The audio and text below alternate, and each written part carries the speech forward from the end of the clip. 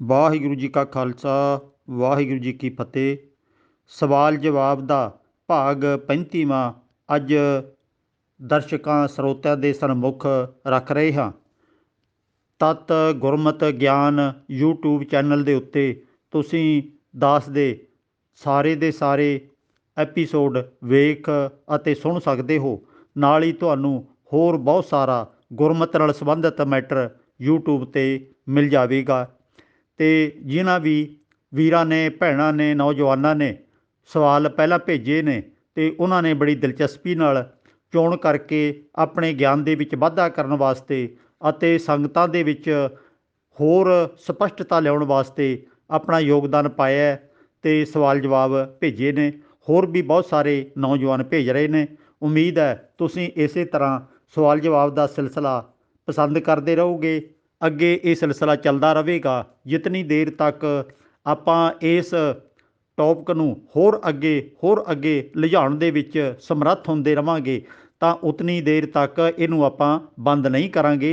ਜਿਤਨੀ ਦਾਸ ਦੀ ਬੁੱਧੀ ਹੈ ਉਹਦੇ ਅਨੁਸਾਰ ਆਪ ਜੀ ਨਾਲ ਗੁਰਬਾਣੀ ਦੇ ਚਾਨਣ ਵਿੱਚ ਇਹ ਵਿਚਾਰ ਸਾਂਝੇ ਕਰਦਾ ਰਹੇਗਾ। ਅੱਜ ਸਵਾਲ ਸ਼ੁਰੂ ਕਰ ਰਹੇ ਹਾਂ ਆਪਾਂ। ਸਵਾਲ ਨੰਬਰ 351 ਭਾਈ ਤੇਜਾ ਸਿੰਘ ਬਰੇਟਾ ਜ਼ਿਲ੍ਹਾ ਮਾਨਸਾ ਤੋਂ।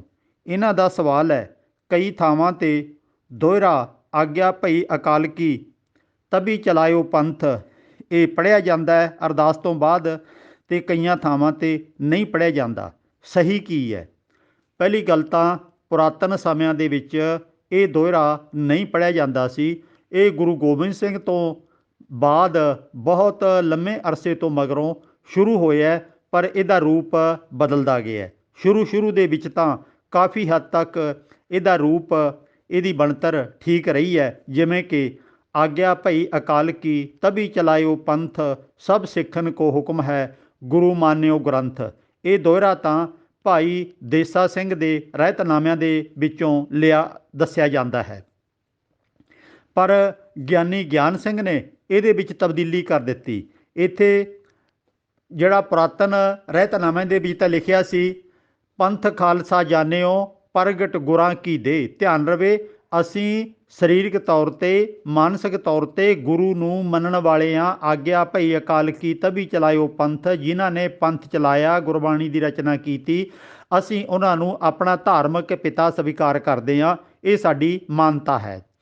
ਤਾਂ ਇੱਥੇ ਜਿਹੜਾ ਤਬੀ ਚਲਾਇਓ ਪੰਥ ਤੋਂ ਬਾਅਦ ਪੰਥ ਖਾਲਸਾ ਜਾਣਿਓ ਪ੍ਰਗਟ ਗੁਰਾਂ ਕੀ ਦੇ, ਇਹ ਤਾਂ ਪੁਰਾਤਨ ਰਹਿਤਨਾਮੇ ਸੀ, ਪਰ ਗਿਆਨੀ ਗਿਆਨ ਸਿੰਘ ਨੇ ਇੱਥੇ ਲਿਖ ਦਿੱਤਾ ਗੁਰੂ ਗ੍ਰੰਥ ਜੀ ਮਾਨਿਓ ਪ੍ਰਗਟ ਗੁਰਾਂ ਕੀ ਦੇ। ਹੁਣ ਇਹ ਦੋਹਰਾ ਗੁਰੂ ਗ੍ਰੰਥ ਜੀ ਮਾਨਿਓ ਪ੍ਰਗਟ ਗੁਰਾਂ ਕੀ ਦੇ, ਇਹ ਸਾਧਾਂ ਸੰਤਾਂ ਨੂੰ ਰਾਸ ਆਉਂਦਾ ਸੀ। ਜਦੋਂ ਗੁਰੂ ਗ੍ਰੰਥ ਸਾਹਿਬ ਦੇ ਰੂਪ ਬਣ ਗਿਆ, ਇਹਦੇ ਅੱਗੇ ਕੜਾਹ ਪ੍ਰਸ਼ਾਦ, ਇਹਦੇ ਅੱਗੇ ਅਰਦਾਸਾਂ, ਭੇਟਾ ਪੂਜਾ, ਮੰਨਤਾਂ ਮੰਨਣੀਆਂ, ਸੁੱਖਾਂ ਸੁੱਖਣੀਆਂ, ਸਾਰਾ ਕੁਝ ਦੇ ਰੂਪ ਮੰਨ ਕੇ ਇਹਦੇ ਅੱਗੇ ਰੱਖ ਦਿੱਤਾ ਗਿਆ। ਅਤੇ ਕੱਪੜੇ ਲੀੜੇ ਤਰ੍ਹਾਂ ਤਰ੍ਹਾਂ ਦੇ ਸਜਾ ਦਿੱਤੇ ਗਏ, ਤਖਤ ਪੋਸਾਂ 'ਤੇ ਪੀੜ੍ਹਿਆਂ 'ਤੇ ਸਜਾ ਦਿੱਤਾ ਗਿਆ, ਅਤੇ ਨਾਲ ਗਰਮੀ ਸਰਦੀ ਤੋਂ ਵੀ ਬਚਾਉਣ ਦਾ ਉਪਰਾਲਾ ਕੀਤਾ ਗਿਆ। ਕਿਤੇ ਪੱਖੇ ਲਾਏ, AC ਲਾਏ, ਅਤੇ ਕਿਤੇ ਹੀਟਰ ਲਾਏ, ਅਤੇ ਕਿਤੇ ਯਾਤਰਾਵਾਂ ਕਰਾਈਆਂ, ਅਤੇ ਬਸ ਇੱਕ ਇਸ਼ਨਾਨ ਕਰਾਉਣ ਦੀ ਕਸਰ ਰਹਿ ਗਈ ਹੈ, ਬਾਕੀ ਕਸਰ ਕੋਈ ਨਹੀਂ ਛੱਡਿਆ। ਇਹ ਸਾਧ ਸੰਤ ਦੇ ਰੂਪ ਇਹਨੂੰ ਮੰਨਣ ਲੱਗ ਪਏ,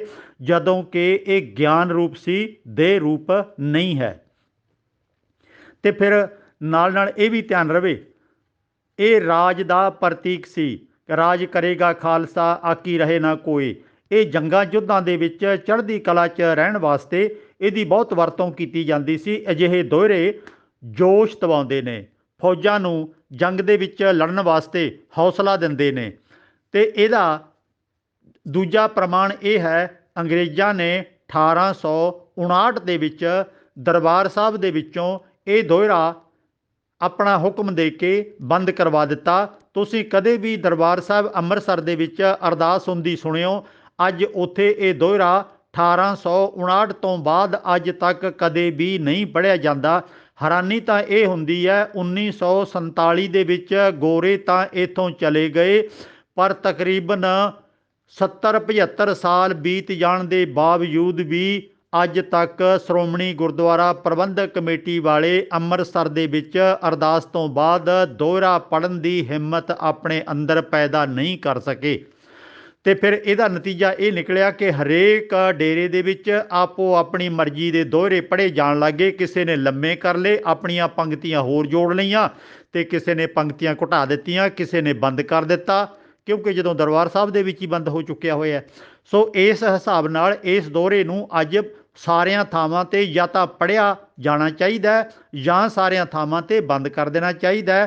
ਚੇਤਨ ਵੀਰਾਂ ਭੈਣਾਂ ਨੂੰ ਜਿਹੜੇ ਵਿਦਵਾਨ ਨੇ, ਗੁਰਮਤ ਨੂੰ ਜਾਣਦੇ ਨੇ ਤੇ ਕੁਝ ਕਰਨਾ ਲੋਚਦੇ ਨੇ, ਉਹਨਾਂ ਨੂੰ ਇਹਨਾਂ ਪੱਖਾਂ 'ਤੇ ਡੂੰਘੀ ਵਿਚਾਰ ਕਰਨੀ ਚਾਹੀਦੀ ਹੈ। ਇਹਦਾ ਨਫਾ ਜਾਂ ਨੁਕਸਾਨ ਕੋਈ ਵੀ ਨਹੀਂ ਹੈ, ਸਿਰਫ ਪੁਰਾਤਨ ਪਰੰਪਰਾ ਪਾਲਣ ਦੀ ਗੱਲ ਹੈ। ਇਹਦੇ ਵਿੱਚ ਨਾ ਕੋਈ ਘਾਟਾ ਪਿਆ ਅੱਜ ਤੇ ਨਾ ਕੋਈ ਵਾਧਾ ਪਿਆ। ਤੇ ਵੈਸੇ ਤਾਂ ਗੁਰਬਾਣੀ ਤੋਂ ਬਾਹਰਲੀਆਂ ਚੀਜ਼ਾਂ ਤੋਂ ਸਾਨੂੰ ਸੰਕੋਚ ਹੀ ਕਰਨਾ ਚਾਹੀਦਾ। ਇਹ ਵੀ ਗੁਰਬਾਣੀ ਤੋਂ ਬਾਹਰਲੀ ਚੀਜ਼ ਹੈ ਤੇ ਗੁਰਬਾਣੀ 'ਚ ਇਹ ਚੀਜ਼ਾਂ ਨਹੀਂ ਹੈਗੀਆਂ।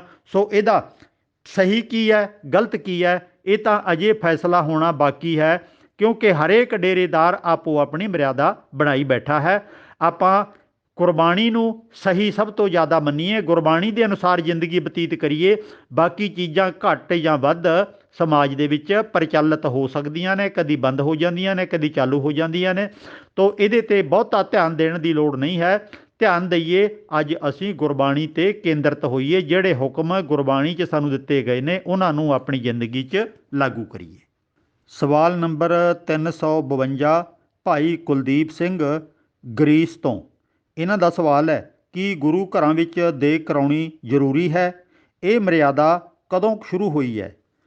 ਦੇਗ ਅਸਲ ਦੇ ਵਿੱਚ ਪੁਰਾਣੇ ਸਮਿਆਂ 'ਚ ਗੁਰੂ ਸਾਹਿਬ ਦੇ ਕੋਲੇ ਲੰਗਰ ਵਾਸਤੇ ਸੰਗਤਾਂ ਅੰਨ ਦਾਣਾ ਲੈ ਕੇ ਆਉਂਦੀਆਂ ਸਨ, ਅਤੇ ਜਿਹੜੀ ਜਿਹੜੀ ਕਿਸੇ ਕੋਲੇ ਸਮਰੱਥਾ ਸੀ ਉਹ ਚੀਜ਼ਾਂ ਭੇਟਾ ਕਰਦੀਆਂ ਸਨ। ਕਾਰਨ ਉਹਦਾ ਇਹ ਸੀ ਕਿ ਗੁਰੂ ਸਾਹਿਬ ਲੋਕ ਭਲਾਈ ਵਾਸਤੇ, ਸਮਾਜ ਦੀ ਆਜ਼ਾਦੀ ਵਾਸਤੇ ਜੰਗ ਯੁੱਧ ਲੜ ਰਹੇ ਸਨ, ਲੋਕਾਂ ਨੂੰ ਤਿਆਰ ਕਰ ਰਹੇ ਸਨ, ਤਾਂ ਉਹਨਾਂ ਨੂੰ ਪੈਸੇ ਟਕੇ ਦੀ ਲੋੜ ਸੀ, ਅੰਨ ਦਾਣੇ ਦੀ ਜ਼ਰੂਰਤ ਸੀ।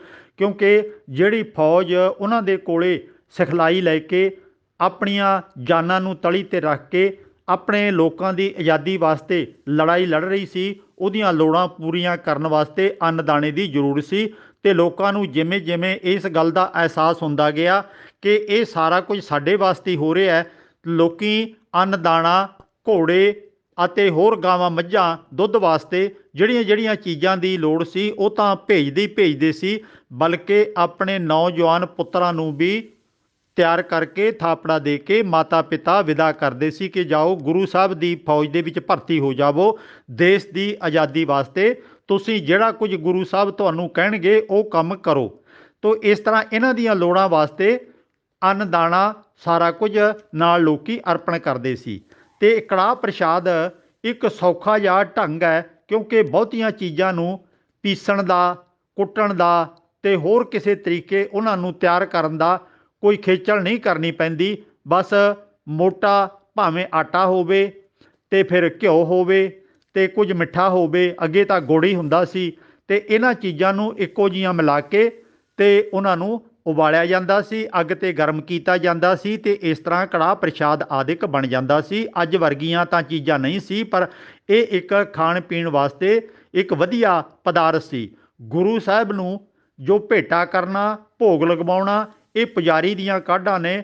ਗੁਰੂ ਸਾਹਿਬ ਨੂੰ ਉਹਨਾਂ ਜ਼ਮਾਨਿਆਂ 'ਚ ਜਦੋਂ ਸਤਿਗੁਰੂ ਜੀਵਤ ਸਨ, ਉਹਨਾਂ ਵਾਸਤੇ ਖਾਣੇ ਦਾ ਪ੍ਰਬੰਧ ਤਾਂ ਸੰਗਤਾਂ ਦੇ ਨਾਲ ਹੀ ਪਹਿਲ ਦੇ ਆਧਾਰ 'ਤੇ ਕਰਨਾ ਇਹ ਤਾਂ ਜ਼ਰੂਰੀ ਸੀ। ਪਰ ਇਹ ਅੱਜ ਜਿਹੜਾ ਗੁਰੂ ਗ੍ਰੰਥ ਸਾਹਿਬ ਦੇ ਪੀੜ੍ਹੇ ਦੇ ਥੱਲੇ ਕੌਲ ਦੇ ਵਿੱਚ ਪਾ ਕੇ ਕੜਾਹ ਪ੍ਰਸ਼ਾਦ ਰੱਖਣਾ ਅਤੇ ਇਹ ਸੰਗਤਾਂ ਨੂੰ ਅਹਿਸਾਸ ਕਰਾਉਣਾ ਕਿ ਗੁਰੂ ਵੀ ਭੋਗ ਲਾਉਂਦਾ, ਅਤੇ ਕੋਈ ਤਾਂ ਸਾਧ ਇਹ ਵੀ ਕਹਿੰਦੇ ਨੇ ਕਿ ਇਹਦੇ ਵਿੱਚੋਂ ਕੁਝ ਹਿੱਸਾ ਘਟ ਜਾਂਦਾ ਹੈ, ਅਸੀਂ ਭਾਰ ਤੋਲ ਕੇ ਵੇਖਿਆ ਅਤੇ ਥੋੜ੍ਹਾ ਜਿਹਾ ਹਿੱਸਾ ਗੁਰੂ ਸਾਹਿਬ ਖਾ ਗਏ ਨੇ। ਇਹ ਝੂਠ ਵੀ ਵੱਢਿਆ ਗਿਆ ਬਹੁਤ ਥਾਵਾਂ 'ਤੇ, ਕਿਤੇ ਕਈ ਸਾਰੀਆਂ ਕਿਤਾਬਾਂ 'ਚ ਵੀ ਇਹ ਲਿਖਿਆ ਪਿਆ ਸਾਧਾਂ ਵਾਲੀਆਂ 'ਚ। ਤੋ ਇਹ ਇੱਕ ਤਰ੍ਹਾਂ ਦਾ ਕੜਾਹ ਹੈ ਜਿਹੜਾ ਇਹ ਲੰਗਰ ਦਾ ਹੀ ਬਦਲਵਾਂ ਰੂਪ ਹੈ। ਅਤੇ ਅੱਜ ਕੱਲ੍ਹ ਜੇ ਲੰਗਰ ਵਗੈਰਾ ਗੁਰਦੁਆਰਿਆਂ 'ਚ ਬਣਦਾ ਹੈ ਤਾਂ ਉਹ ਵੀ ਸਾਨੂੰ ਇੱਕ ਤਾਂ ਲੋੜ ਪੂਰੀ ਕਰਨੀ, ਇੱਕ ਜਾਤ ਪਾਤ ਦਾ ਭਰਮ ਮਿਟਾਉਣਾ, ਇਹਦੇ ਵਾਸਤੇ ਹੁੰਦਾ ਸੀ। ਅੱਜ ਤਾਂ ਅਸੀਂ ਆਵਾਜਾਈ ਦੇ ਸਾਧਨ ਬਣ ਗਏ ਨੇ, ਗੱਡੀਆਂ ਮੋਟਰਾਂ ਆਦਿਕ 'ਤੇ ਜਾਂਦੇ ਹਾਂ ਅਤੇ ਆਪਣੇ ਘਰੋਂ ਛੱਕ ਕੇ ਜਾਈਏ, ਅਤੇ ਜੇ ਗੁਰਦੁਆਰੇ ਜਾਣਾ ਵੀ ਹੈ ਅਤੇ ਉੱਥੇ ਲੰਗਰ ਛਕਣ ਹੀ ਨਾ ਬਹਿ ਜਾਈਏ ਤੇ ਥੋੜ੍ਹਾ ਸਮਾਂ ਲਾ ਕੇ ਵਾਪਸ ਆ ਕੇ ਫਿਰ ਘਰੇ ਛਕ ਸਕਦੇ ਹਾਂ। ਤੋ ਇਹ ਜਿਹੜੀਆਂ ਚੀਜ਼ਾਂ ਨੇ ਜਿਹੜੀਆਂ ਪੁਰਾਤਨ ਸਮਿਆਂ 'ਚ ਪ੍ਰਚਲਿਤ ਹੋ ਗਈਆਂ, ਇਹ ਕੜਾਹ ਪ੍ਰਸ਼ਾਦ ਵਗੈਰਾ, ਇਹਨਾਂ ਦੀ ਕੋਈ ਅੱਜ ਬਹੁਤੀ ਅਹਿਮੀਅਤ ਨਹੀਂ ਹੈ। ਹਾਂ, ਲੰਗਰ ਜਾਂ ਹੋਰ ਚੀਜ਼ਾਂ ਲੋੜ ਦੇ ਮੁਤਾਬਕ ਤਿਆਰ ਕੀਤੀਆਂ ਜਾਣ, ਨਾ ਕਿ ਇੱਕ ਪਰੰਪਰਾ ਬਣਾ ਕੇ ਇਹਨਾਂ ਨੂੰ ਲਗਾਤਾਰ ਜਾਰੀ ਰੱਖਿਆ ਜਾਵੇ। ਬਦਲਾਅ ਸਮੇਂ ਦੀ ਲੋੜ ਹੈ। ਜਿਹੜੀ ਚੀਜ਼ ਦੀ ਅੱਜ ਲੋੜ ਹੈ, ਅਸੀਂ ਉਹਦੇ ਅਨੁਸਾਰ ਆਪਣੇ ਅੰਦਰ ਤਬਦੀਲੀ ਲਿਆਈਏ, ਮਰਿਆਦਾਵਾਂ ਦੇ ਵਿੱਚ ਤਬਦੀਲੀ ਲਿਆਈਏ। ਇਹ ਗੁਰੂ ਸਾਹਿਬ ਨੇ ਕਿਤੇ ਵੀ ਨਹੀਂ ਲਿਖਿਆ ਕਿ ਕੜਾਹ ਪ੍ਰਸ਼ਾਦ ਸਦਾ ਇਸੇ ਤਰ੍ਹਾਂ ਹੀ ਬਣਦਾ ਰਹੇਗਾ। ਅਤੇ ਇਹ ਪੁਰਾਣੇ ਸਮਿਆਂ 'ਚ ਤਾਂ ਅੱਜ ਵਰਗੀਆਂ ਚੀਜ਼ਾਂ ਕੋਈ ਵੀ ਨਹੀਂ ਸੀ, ਬਹੁਤ ਕੁਝ ਬਦਲ ਗਿਆ ਅਤੇ ਇਹਨਾਂ ਪੱਖਾਂ 'ਤੇ ਵੀ ਆਪਾਂ ਧਿਆਨ ਦਈਏ। ਰਹੀ ਦੇਗ ਕਰਾਉਣੀ ਆਮ ਸੰਗਤਾਂ ਵੱਲੋਂ, ਉਹ ਹੈ ਸੁੱਖ ਨਾਲ ਸੁੱਖ ਲੈਂਦੇ ਨੇ ਕਿ ਸਾਨੂੰ ਆਹ ਖੁਸ਼ੀ ਮਿਲ ਜਾਵੇ, ਮਕਾਨ ਬਣ ਜਾਵੇ, ਧੀ ਪੁੱਤਰ ਦਾ ਵਿਆਹ ਹੋ ਜਾਵੇ, ਨੌਕਰੀ ਮਿਲ ਜਾਵੇ, ਮੈਂ ਦੇਗ ਕਰਾਵਾਂਗਾ, ਮੈਂ ਪਾਠ ਕਰਾਵਾਂਗਾ, ਜਾਂ ਫਿਰ ਮਾਨਤਾ ਪੂਰੀ ਹੋ ਜਾਣ ਤੋਂ ਬਾਅਦ ਫਿਰ ਦੇਗਾਂ ਕਰਾਉਣੀਆਂ, ਲੰਗਰ ਕਰਾਉਣੇ, ਪਾਠ ਕਰਾਉਣੇ। ਇਹਨਾਂ ਚੀਜ਼ਾਂ ਦੀ ਕੋਈ ਕੀਮਤ ਨਹੀਂ ਹੈ, ਇਹਨਾਂ ਤੋਂ ਬਚਿਆ ਜਾਣਾ ਚਾਹੀਦਾ। ਉਹ ਪੈਸਾ ਸਿੱਧੇ ਹੀ ਕਿਸੇ ਲੋੜਵੰਦ ਦੀ ਲੋੜ ਪੂਰੀ ਕਰਨ ਵਾਸਤੇ ਖਰਚਿਆ ਜਾ ਸਕਦਾ। ਇਹ ਜਿਹੜੀਆਂ ਚੀਜ਼ਾਂ ਦੀ ਅੱਜ ਸਮਾਜ ਦੇ ਵਿੱਚ ਬਹੁਤੀ ਜ਼ਰੂਰਤ ਨਹੀਂ ਹੈ, ਅਤੇ ਜਿਹੜਾ ਪਹਿਲਾਂ ਹੀ ਧਨ ਪਦਾਰਥ ਗੁਰਦੁਆਰਿਆਂ 'ਚ ਬਹੁਤ ਸਾਰਾ ਪਿਆ, ਸੋਨਾ ਚੜ੍ਹਿਆ ਹੋਇਆ, ਸੰਖਮਰਮਰ ਦੀਆਂ ਬਿਲਡਿੰਗਾਂ ਬਣ ਰਹੀਆਂ ਨੇ, ਅਰਬਾਂ ਖਰਬਾਂ ਰੁਪਈਆ ਬਿਲਡਿੰਗਾਂ 'ਤੇ ਖਰਚ ਕੀਤਾ ਜਾ ਰਿਹਾ, ਉਹਦੇ ਤੋਂ ਬਚ ਜਾਣ ਦੀ, ਸੰਭਲਣ ਦੀ ਲੋੜ ਹੈ। ਗਿਆਨ ਹਾਸਲ ਕਰਕੇ, ਗੁਰਬਾਣੀ ਪੜ੍ਹ ਕੇ ਆਪਣੇ ਭੈਣਾਂ ਭਾਈਆਂ ਨੂੰ ਉੱਚਾ ਚੁੱਕਣ ਦਾ ਯਤਨ ਕਰੀਏ, ਤਾਂ ਕਿ ਉਹ ਵੀ ਸਾਡੇ ਬਰਾਬਰ ਹੋਰ ਵਿਕਾਸ ਕਰ ਸਕਣ, ਚੰਗੇ ਇਨਸਾਨ ਅਤੇ ਚੰਗੇ ਸਿੱਖ ਬਣ ਸਕਣ। ਇਹ ਜਿਹੜੀਆਂ ਮਾਨਤਾਵਾਂ ਨੇ ਕਿ ਦੇਗ ਕਰਨੀ ਹੈ, ਕਰਾਉਣੀ ਹੈ, ਮਾਨਤਾ ਸਾਡੀ ਪੂਰੀ ਹੋ ਗਈ ਹੈ, ਅਸੀਂ ਮੰਗ ਰੱਖੀ ਸੀ, ਅਸੀਂ ਸੁੱਖ ਸੁੱਖੀ ਸੀ, ਇਹਨਾਂ ਚੀਜ਼ਾਂ ਨੂੰ ਆਪਾਂ ਆਪਣੇ ਸਿਰ ਦੇ ਉੱਤੋਂ ਲਾ ਦਈਏ। ਸਵਾਲ ਨੰਬਰ 353, ਭਾਈ ਚਮਕੌਰ ਸਿੰਘ, ਪਿੰਡ ਬੜੀ, ਜ਼ਿਲ੍ਹਾ ਸੰਗਰੂਰ। ਇਹਨਾਂ ਦਾ ਸਵਾਲ ਹੈ ਕਿ ਸੰਗਰਾਂਦ ਕਿਉਂ ਮਨਾਈ ਜਾਂਦੀ ਹੈ। ਗੁਰੂ ਪਿਆਰ ਵਾਲਿਓ, ਪੁਰਾਤਨ ਸਮਿਆਂ 'ਚ ਦਿਨ ਦਿਹਾੜ, ਤਰੀਕਾਂ ਆਦਿਕ, ਮਹੀਨਾ ਲੰਘ ਗਿਆ ਕਿ ਰਹਿੰਦਾ, ਇਹ ਸਾਰਾ ਕੁਝ ਦੇਖਣ ਪਰਖਣ ਦਾ ਢੰਗ ਇੱਕੋ ਹੀ ਸੀ।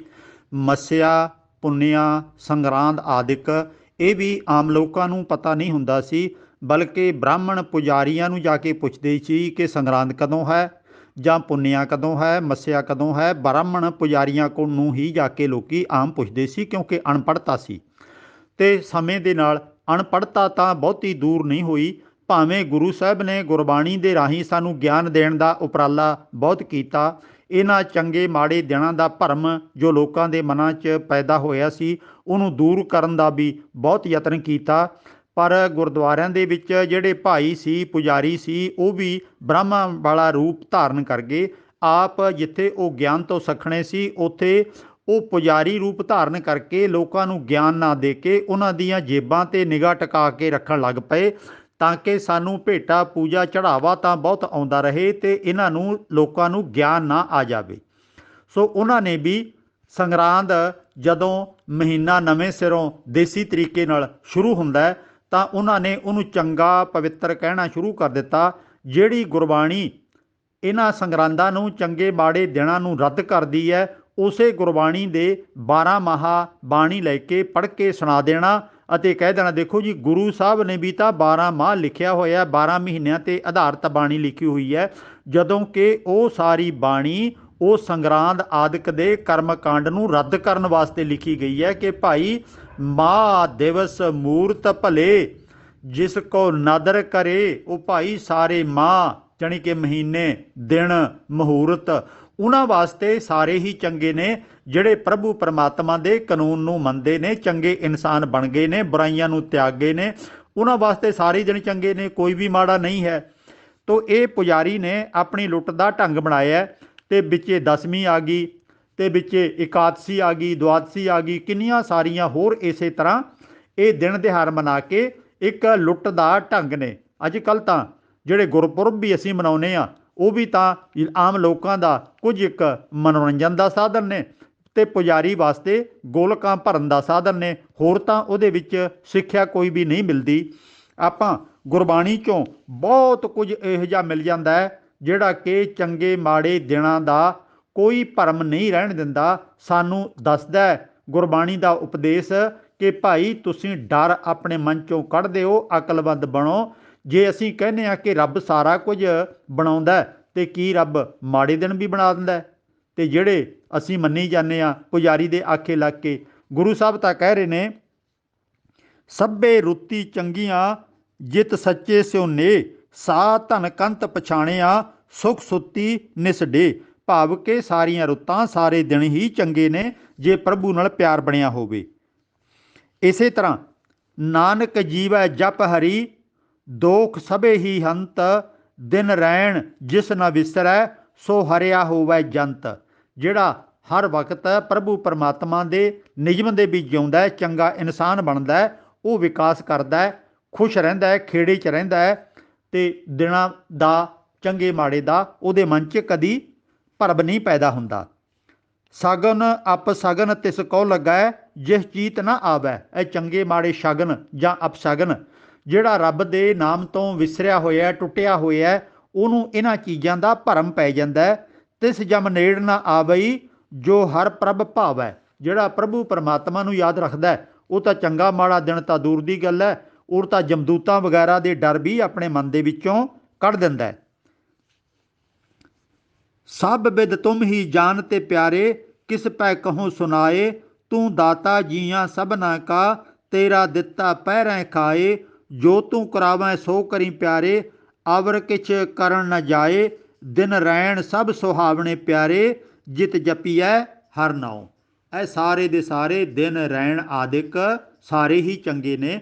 ਸੋ ਇਹਨਾਂ ਦਾ ਕੋਈ ਭਰਮ ਆਪਣੇ ਮਨ 'ਚ ਨਹੀਂ ਆਉਣ ਦੇਣਾ, ਡਰ ਨਹੀਂ ਰੱਖਣਾ। ਅਤੇ ਸੰਗਰਾਂਦ ਆਦਿਕ ਕੇਵਲ ਪੁਜਾਰੀ ਦਾ ਇਨਕਮ ਦਾ ਸਾਧਨ ਹੈ, ਅਤੇ ਇਹਨਾਂ ਤੋਂ ਆਪਣੇ ਆਪ ਨੂੰ ਬਚਾਉਣਾ। ਸਦਾ ਹੀ ਚੰਗੇ ਦਿਨ, ਚੰਗਾ ਸਮਾਂ, ਚੰਗੇ ਕੰਮ ਅਤੇ ਆਪਣੇ ਅੰਦਰ ਚੰਗੇ ਗੁਣ ਪੈਦਾ ਕਰਨੇ, ਇਹ ਹੈ ਅਸਲ ਚੰਗੇ ਗੁਣ ਹੋਣੇ ਅਤੇ ਚੰਗੇ ਦਿਨ ਹੋਣੇ। ਅਤੇ ਜਿਹੜੇ ਅੰਮ੍ਰਿਤ ਵੇਲਾ, ਸੱਚ ਨੌ ਸਵੇਰ ਨੂੰ ਅੰਮ੍ਰਿਤ ਵੇਲਾ ਕਹਿੰਦੇ ਨੇ, ਕਿ ਬਾਕੀ ਵੇਲੇ ਜ਼ਹਿਰ ਵੇਲਾ ਹੋ ਗਏ ਨੇ? ਕੀ ਸਵੇਰ ਵੇਲੇ ਚੋਰੀਆਂ ਡਾਕੇ ਨਹੀਂ ਹੁੰਦੇ? ਕੀ ਸਵੇਰ ਵੇਲੇ ਐਕਸੀਡੈਂਟ ਨਹੀਂ ਹੁੰਦੇ? ਕੀ ਸਵੇਰ ਵੇਲੇ ਮੌਤਾਂ ਨਹੀਂ ਹੁੰਦੀਆਂ? ਜੰਗ ਯੁੱਧ ਨਹੀਂ ਲੱਗਦੇ? ਕਿੰਨਾ ਕੁਝ ਸਵੇਰ ਵੇਲੇ ਵੀ ਵਾਪਰਦਾ। ਇਹ ਸਵੇਰਾ ਸ਼ਾਮ ਦੀ ਕੋਈ ਗੱਲ ਨਹੀਂ ਹੈ। ਭਾਵ ਕਿ ਉਹੀ ਵੇਲਾ ਭਲਾ ਹੈ ਜਦੋਂ ਅਸੀਂ ਨੇਕ ਇਨਸਾਨ ਬਣ ਕੇ ਨੇਕ ਰਾਹ 'ਤੇ ਚੱਲਦੇ ਹਾਂ, ਪਰਉਪਕਾਰ ਕਰਦੇ ਹਾਂ, ਚੰਗੇ ਇਨਸਾਨ ਬਣ ਕੇ ਸਮਾਜ ਨੂੰ ਕੁਝ ਚੰਗਾ ਦਿੰਦੇ ਹਾਂ। ਉਹੀ ਸਾਡੇ ਵਾਸਤੇ ਵੇਲਾ ਭਲਾ ਹੈ। ਜੇ ਵੇਲਾ ਵਕਤ ਵਿਚਾਰੀ ਹੈ, ਕਿਤ ਵੇਲਾ ਭਗਤ ਹੋਏ। ਜੇ ਵੇਲੇ ਨੂੰ ਲੱਭਦੇ ਫਿਰਾਂਗੇ, ਜਿਵੇਂ ਕਿ ਸਾਧਾਂ ਨੇ ਸਾਡੇ ਦਿਮਾਗ 'ਚ ਪਾ ਦਿੱਤਾ, ਤਾਂ ਫਿਰ ਕਿਹੜੇ ਵੇਲੇ ਆਪਾਂ ਰੱਬ ਨੂੰ ਯਾਦ ਕਰਾਂਗੇ? ਅਤੇ ਗੁਰੂ ਪਿਆਰ ਵਾਲਿਓ, ਇਹੋ ਜਿਹਾ ਚੰਗਾ ਮਾੜਾ ਦਿਨ ਕੋਈ ਨਹੀਂ ਹੁੰਦਾ। ਇੱਥੇ ਤਾਂ ਗ੍ਰਹਿਣ ਲੱਗ ਗਿਆ, ਇਹ ਵੀ ਵਕਤ ਪੈ ਗਿਆ ਸੂਰਜ 'ਤੇ, ਕਦੀ ਗ੍ਰਹਿ ਚੜ੍ਹ ਗਿਆ ਚੰਦ 'ਤੇ, ਅਤੇ ਇਹ ਸਾਰੇ ਪੁਜਾਰੀ ਨੇ ਤਾਂ ਸੂਰਜ ਨੂੰ ਅਤੇ ਚੰਦ ਨੂੰ ਵੀ ਵਕਤਾਂ 'ਚ ਪਾਇਆ ਹੋਇਆ, ਅਤੇ ਅਸੀਂ ਇਹਨਾਂ ਦੀਆਂ ਗੱਲਾਂ ਮੰਨ ਲੈਂਦੇ ਹਾਂ ਚੁੱਪਚਾਪ ਸਿਰ ਸੁੱਟ ਕੇ। ਸੋ ਆਈਏ, ਅੱਜ ਵਿਗਿਆਨਕ ਯੁੱਗ ਹੈ, ਬਹੁਤ ਕੁਝ ਦੁਨੀਆ ਅੱਗੇ ਲੰਘ ਗਈ ਹੈ। ਲੋਕ ਤਾਂ ਵਿਦੇਸ਼ਾਂ ਵਾਲੇ ਵਿਗਿਆਨੀਆਂ ਨੇ ਆਪਣੇ ਸਾਧਨ ਪੈਦਾ ਕਰਕੇ ਚੰਦ ਦੇ ਉੱਤੇ ਵੀ ਪਹੁੰਚਾ ਦਿੱਤੇ ਨੇ ਪਾਇਲਟਾਂ ਨੂੰ ਰਾਕਟਾਂ ਦੇ ਰਾਹੀਂ, ਅਤੇ ਅਸੀਂ ਤਾਂ ਅੱਜ ਤੱਕ ਚੰਦ ਨੂੰ ਮਾਮਾ ਜੀ ਬਣਾਈ ਬੈਠੇ ਹਾਂ। ਅਤੇ ਮੇਰਾ ਵੀ ਮਾਮਾ, ਮੇਰੇ ਬੱਚਿਆਂ ਦਾ ਵੀ ਮਾਮਾ, ਮੇਰੇ ਮਾਂ ਬਾਪ ਦਾ ਵੀ ਮਾਮਾ, ਇਹ ਇੰਟਰਨੈਸ਼ਨਲ ਸਦਾ ਹੀ ਮਾਮਾ ਬਣਿਆ ਰਹਿੰਦਾ ਹੈ। ਅਤੇ ਅਸੀਂ ਤਾਂ ਇੰਨੇ ਉਲਝੇ ਹੋਏ ਹਾਂ। ਅਤੇ ਸਵੇਰੇ ਸ਼ਾਮ ਕਈ ਲੋਕ ਇਹਨੂੰ ਮੱਥੇ ਵੀ ਟੇਕੀ ਜਾਂਦੇ ਨੇ ਕਿ ਇਹ ਤਾਂ ਦੇਵਤਾ ਹੈ। ਇਹਦੇ ਵਿੱਚ ਕਦੇ ਗੁਰੂ ਨਾਨਕ ਦਾ ਮੂੰਹ ਵੀ ਦਿਸਣ ਲੱਗ ਪੈਂਦਾ। ਇਹ ਬਹੁਤ ਕੁਝ ਸਾਡੇ ਅੰਦਰ ਭਰਮ ਜਾਲ ਪਾ ਦਿੱਤਾ ਗਿਆ। ਇਹਨਾਂ ਤੋਂ ਬਚਣ ਦੀ ਲੋੜ ਹੈ। ਸਾਰੇ ਦਿਨ ਇਕਸਾਰ ਹੁੰਦੇ ਨੇ, ਅਤੇ ਕੋਈ ਸੰਗਰਾਂਦ ਪੁੰਨਿਆ ਮੱਸਿਆ ਚੰਗੀ ਜਾਂ ਮਾੜੀ ਨਹੀਂ ਹੁੰਦੀ। ਕੇਵਲ ਦਿਨਾਂ ਦੇ ਸਾਡੀਆਂ ਲੋੜਾਂ ਪੂਰੀਆਂ ਵਾਸਤੇ ਦਿਨਾਂ ਦੇ ਨਾਮ ਰੱਖੇ ਹੋਏ ਨੇ ਕਿ ਆਹ ਇਹ ਦਿਨ ਹੈ, ਆਹ ਇਹ ਦਿਨ ਹੈ, ਆਹ ਇਹ ਤਰੀਕ ਹੈ, ਇਹ ਤਰੀਕ ਹੈ। ਹੋਰ ਚੰਗੇ ਮਾੜੇ ਵਾਲੀ ਕੋਈ ਗੱਲ ਨਹੀਂ ਹੈ। ਸਵਾਲ ਨੰਬਰ 354, ਇਹ ਵੀ ਭਾਈ ਚਮਕੌਰ ਸਿੰਘ ਵੱਲੋਂ ਸਵਾਲ ਕੀਤਾ ਗਿਆ। ਇਹਨਾਂ ਦਾ ਸਵਾਲ ਹੈ, ਏਤੀ ਮਾਰ ਪਈ ਕਰਲਾਣਾ ਤੈਂ ਕੀ ਦਰਦ ਨਾ ਆਇਆ। ਇਹ ਸ਼ਬਦ ਦੇ ਅਰਥ ਦੱਸੋ ਜੀ। ਵੈਸੇ ਮੈਂ ਆਪਣੀ ਫੇਸਬੁੱਕ 'ਤੇ ਇਹ ਪਹਿਲਾਂ ਵੀ ਸ਼ਬਦਾਂ ਦੇ ਅਰਥ ਕਰਕੇ ਪਾ ਚੁੱਕਿਆ ਹੋਇਆ। 4 ਸ਼ਬਦ ਨੇ ਜਿਹੜੇ ਕਿ ਗੁਰੂ ਨਾਨਕ ਸਾਹਿਬ ਵੱਲੋਂ ਉਚਾਰਨ ਕੀਤੇ ਹੋਏ ਨੇ, ਅਤੇ ਬਾਬਰ ਦੇ ਹਮਲੇ ਨਾਲ ਸੰਬੰਧਿਤ ਸ਼ਬਦ ਨੇ। ਇਹਨਾਂ ਨੂੰ ਆਪਣੇ ਆਮ ਬੋਲ ਚਾਲ 'ਚ ਬਾਬਰ ਬਾਣੀ ਦੇ ਸ਼ਬਦ ਕਹਿ ਦਿੱਤਾ ਜਾਂਦਾ ਹੈ। ਇੱਥੇ ਜਿਹੜਾ ਇਹ ਸ਼ਬਦ ਹੈ 360 ਪੰਨੇ ਦੇ ਉੱਤੇ ਹੈ। ਗੁਰੂ ਨਾਨਕ ਸਾਹਿਬ ਇੱਥੇ ਬਾਬਰ ਦੇ ਹਮਲੇ ਤੋਂ ਲੋਕਾਂ ਦੀ ਜੋ ਦੁਰਗਤ ਹੋਈ ਹੈ, ਜੋ ਕਤਲੇਆਮ ਹੋਇਆ, ਜੋ ਤੜਫਦੇ ਬਿਲਕਦੇ ਲੋਕਾਂ ਨੂੰ ਗੁਰੂ ਨਾਨਕ ਸਾਹਿਬ ਨੇ ਆਪਣੀ ਅੱਖੀਂ ਵੇਖਿਆ, ਉਹ ਬਾਬਰ ਵਰਗੇ ਜ਼ਾਲਮ ਨੂੰ ਲਾਹਣਤਾਂ ਪਾ ਰਹੇ ਨੇ ਕਿ ਐ ਬਾਬਰ, ਤੈਨੂੰ ਰਤਾ ਮਾਤਾ ਤਰਸ ਨਾ ਆਇਆ। ਬਰਾਬਰ ਦੇ ਬੰਦੇ ਨਾਲ ਤਾਂ ਕੋਈ ਲੜੇ, ਕਤਲੋਗਾਰਤ ਹੋਵੇ, ਮੁਕਾਬਲਾ ਹੋਵੇ, ਪਰ ਇੱਥੇ ਤਾਂ ਤੇਰੀ ਅਥਾਹ ਤਾਕਤ ਹੈ। ਇਹ ਲੋਕ ਤਾਂ ਵਿਚਾਰੇ ਬੇਬਸ ਨੇ, ਤੇਰੇ ਨਾਲ ਲੜਨ ਜੋਗਾ ਵੀ ਕੋਈ ਨਹੀਂ, ਪਰ ਤੇਰੀ ਫੌਜ ਹੈ ਬੇਹੱਥੇ, ਨਿਰਬਲ ਲੋਕਾਂ ਨੂੰ ਕਤਲ ਕਰ ਰਹੀ ਹੈ, ਔਰਤਾਂ 'ਤੇ ਜ਼ੁਲਮ ਹੋ ਰਿਹਾ ਹੈ, ਬੱਚਿਆਂ ਨੂੰ ਵੱਢਿਆ ਟੁੱਕਿਆ ਜਾ ਰਿਹਾ ਹੈ, ਕਿਸੇ 'ਤੇ ਤਰਸ ਨਹੀਂ ਕੀਤਾ ਜਾ ਰਿਹਾ। ਉੱਥੇ ਗੁਰੂ ਨਾਨਕ ਸਾਹਿਬ ਕਹਿ ਰਹੇ ਨੇ, ਖੁਰਾਸਾਨ ਖਸਮਾਨਾ ਕੀਆ, ਹਿੰਦੁਸਤਾਨ ਡਰਾਇਆ।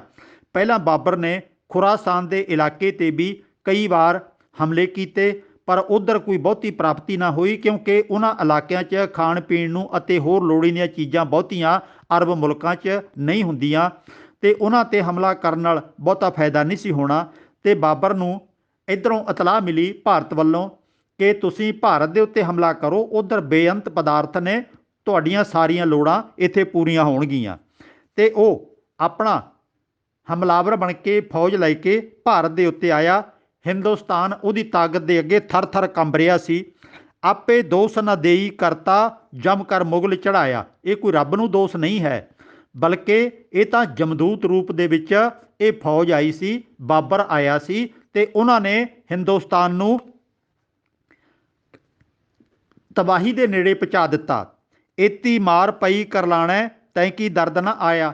ਇੰਨੀ ਮਾਰ ਪਈ ਆ ਲੋਕਾਂ ਨੂੰ, ਐ ਬਾਬਰ, ਤੈਨੂੰ ਹਮਲਾਵਰ ਨੂੰ ਕੋਈ ਨਹੀਂ ਦਿਸਿਆ ਕਿ ਲੋਕੀ ਕਿਵੇਂ ਤੜਫ ਰਹੇ ਨੇ। ਅਤੇ ਗੁਰੂ ਨਾਨਕ ਸਾਹਿਬ ਬਾਰੇ ਬਹੁਤ ਲੋਕਾਂ ਨੇ ਇਹ ਗੱਲ ਕਹਿ ਦਿੱਤੀ ਹੈ ਕਿ ਉਹਨਾਂ ਨੇ ਰੱਬ ਨੂੰ ਉਲਾਂਭਾ ਦਿੱਤਾ ਹੈ। ਰੱਬ ਨੂੰ ਉਲਾਂਭਾ ਨਹੀਂ ਦਿੱਤਾ। ਕਿੰਨੀਆਂ ਕਥਾਵਾਂ 'ਤੇ ਰੱਬ ਨੂੰ ਉਲਾਂਭੇ ਦੇਵਾਂਗੇ। ਗੁਰੂ ਨਾਨਕ ਸਾਹਿਬ ਨੇ ਜੇ ਰੱਬ ਨੂੰ ਉਲਾਂਭੇ ਦਿੱਤੇ ਨੇ, ਫਿਰ ਉਹਨਾਂ ਨੂੰ ਆਵਾਜ਼ ਉਠਾਉਣ ਦੀ ਕੀ ਲੋੜ ਪਈ ਸੀ।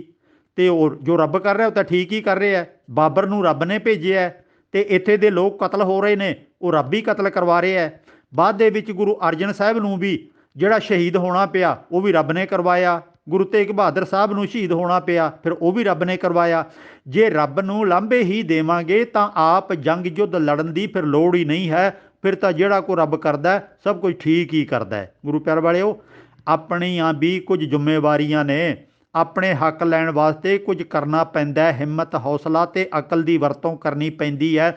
ਜਿਹੜੇ ਸਿੱਖ ਰੋਜ਼ ਅੱਜ ਤੱਕ ਵੀ ਰਾਜ ਦੀਆਂ ਟਾਰਾਂ ਲਾਉਂਦੇ ਨੇ, ਖਾਲਿਸਤਾਨ ਜਿੰਦਾਬਾਦ ਵਗੈਰਾ ਕਹਿੰਦੇ ਨੇ, ਕੀ ਉਹਨਾਂ ਨੇ ਸੋਚਿਆ ਕਦੀ ਕਿ ਇਉਂ ਕੋਈ ਥਾਲੀ 'ਚ ਪਰੋਸ ਕੇ ਸਾਨੂੰ ਰਾਜ ਦੇ ਦੇਵੇਗਾ। ਇਹਦੇ ਵਾਸਤੇ ਦੂਰ ਅੰਦੇਸ਼ੀ ਸਿਆਣਪ ਚਾਹੀਦੀ ਹੈ।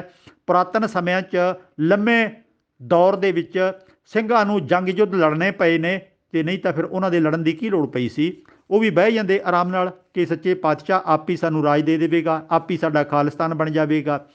ਇਹ ਸਮੇਂ ਦੇ ਮੁਤਾਬਕ ਨੀਤੀਆਂ ਵਰਤ ਕੇ ਆਪਣੇ ਹੱਕ ਲੈਣ ਵਾਸਤੇ ਉਪਰਾਲੇ ਕਰਨੇ ਪੈਂਦੇ ਨੇ, ਅਤੇ ਰੱਬ ਨੂੰ ਉਲਾਂਭੇ ਦੇਣ ਨਾਲ ਕੋਈ ਵੀ ਪ੍ਰਾਪਤੀ ਨਹੀਂ ਹੋਣੀ। ਇਹ ਤਾਂ ਉਦੋਂ ਦੇ ਬਾਬਰ ਨੂੰ ਗੁਰੂ ਸਾਹਿਬ ਨੇ ਉਲਾਂਭਾ ਦਿੱਤਾ ਹੈ ਕਿ ਇੱਕ ਬਾਦਸ਼ਾਹ ਨੂੰ ਇਹ ਸੋਭਾ ਨਹੀਂ ਦਿੰਦਾ ਸੀ ਕਿ ਨਿਹੱਥੇ ਲੋਕਾਂ 'ਤੇ, ਜਿਹੜੇ ਕਮਜ਼ੋਰ ਲੋਕ ਨੇ, ਉਹਨਾਂ 'ਤੇ ਇੰਨੇ ਜ਼ੁਲਮ ਨਹੀਂ ਸੀ ਕਰਨੇ ਚਾਹੀਦੇ। ਜੇ ਤੁਹਾਡੇ ਨਾਲ ਫੌਜ ਲੜਨ ਵਾਸਤੇ ਆਉਂਦੀ ਤਾਂ ਉਹਦੇ ਨਾਲ ਤਾਂ ਭਾਵੇਂ ਤੁਸੀਂ ਮੁਕਾਬਲਾ ਕਰਦੇ, ਪਰ ਆਮ ਲੋਕਾਂ ਦਾ ਘਾਣ ਤੁਹਾਨੂੰ ਨਹੀਂ ਸੀ ਕਰਨਾ ਚਾਹੀਦਾ। ਸੋ ਇਹਨਾਂ ਸ਼ਬਦਾਂ ਨੂੰ ਦੁਬਾਰਾ ਤੁਸੀਂ ਆਪ ਸਾਰੇ ਇਸ ਢੰਗ ਨਾਲ ਪੜ੍ਹ ਕੇ ਵੇਖਿਓ। ਗੁਰੂ ਨਾਨਕ ਸਾਹਿਬ ਨੇ ਸਾਰੇ ਦਾ ਸਾਰਾ ਜੋ ਦੁਖਦਾਈ ਸੀਨ ਹੈ ਉਦੋਂ ਦਾ, ਉਹ ਸਾਡੇ ਸਾਹਮਣੇ ਲਿਆਉਣ ਦਾ ਯਤਨ ਕੀਤਾ ਗੁਰਬਾਣੀ ਦੇ ਰਾਹੀਂ। ਆਪਣੇ ਜੋ ਆਪ ਹਾਜ਼ਰ ਰਹਿ ਕੇ ਉਹਨਾਂ ਨੇ ਵੇਖਿਆ, ਉਹ ਗੁਰਬਾਣੀ 'ਚ ਦਰਜ ਕੀਤਾ। ਉਹਨੂੰ ਆਪਾਂ ਕੇਵਲ ਕਰਾਮਾਤੀ ਸ਼ਕਤੀਆਂ ਦੇ ਰਾਹੀਂ ਸਮਝਣ ਵਾਲਾ, ਪੜ੍ਹਨ ਦਾ ਅਸੀਂ ਇੱਕ ਮਨ ਦੇ ਵਿੱਚ ਭਰਮ ਪਾਲ ਲਿਆ। ਅਸਲ ਦੇ ਵਿੱਚ ਉਹ ਸਾਨੂੰ ਸਿੱਖਿਆ ਦੇਣ ਵਾਸਤੇ, ਗਿਆਨ ਦੇਣ ਵਾਸਤੇ ਚੰਗੇ ਉਪਦੇਸ਼ ਗੁਰੂ ਸਾਹਿਬ ਨੇ ਆਪਣੀ ਜ਼ਿੰਦਗੀ ਦੇ ਤਜਰਬੇ ਸਾਡੇ ਸਾਹਮਣੇ ਰੱਖੇ ਨੇ, ਤਾਂ ਕਿ ਅਸੀਂ ਭਵਿੱਖ ਦੇ ਵਿੱਚ ਵੀ ਸਾਵਧਾਨ ਰਹਿ ਕੇ ਆਪਣੀ ਜ਼ਿੰਦਗੀ ਬਤੀਤ ਕਰ ਸਕੀਏ। ਸਵਾਲ ਨੰਬਰ 355 ਭਾਈ ਪਵਨਦੀਪ ਸਿੰਘ ਫਰਾਂਸ ਤੋਂ।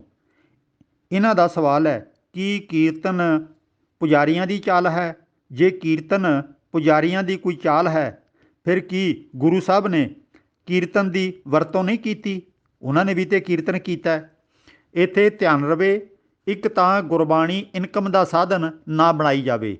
ਇੱਕ ਗੁਰਬਾਣੀ ਹੈ ਜਿਹੜੀ, ਕੀਰਤਨ ਹੈ ਕੀਰਤੀ, ਵਡਿਆਈ, ਸੋਭਾ।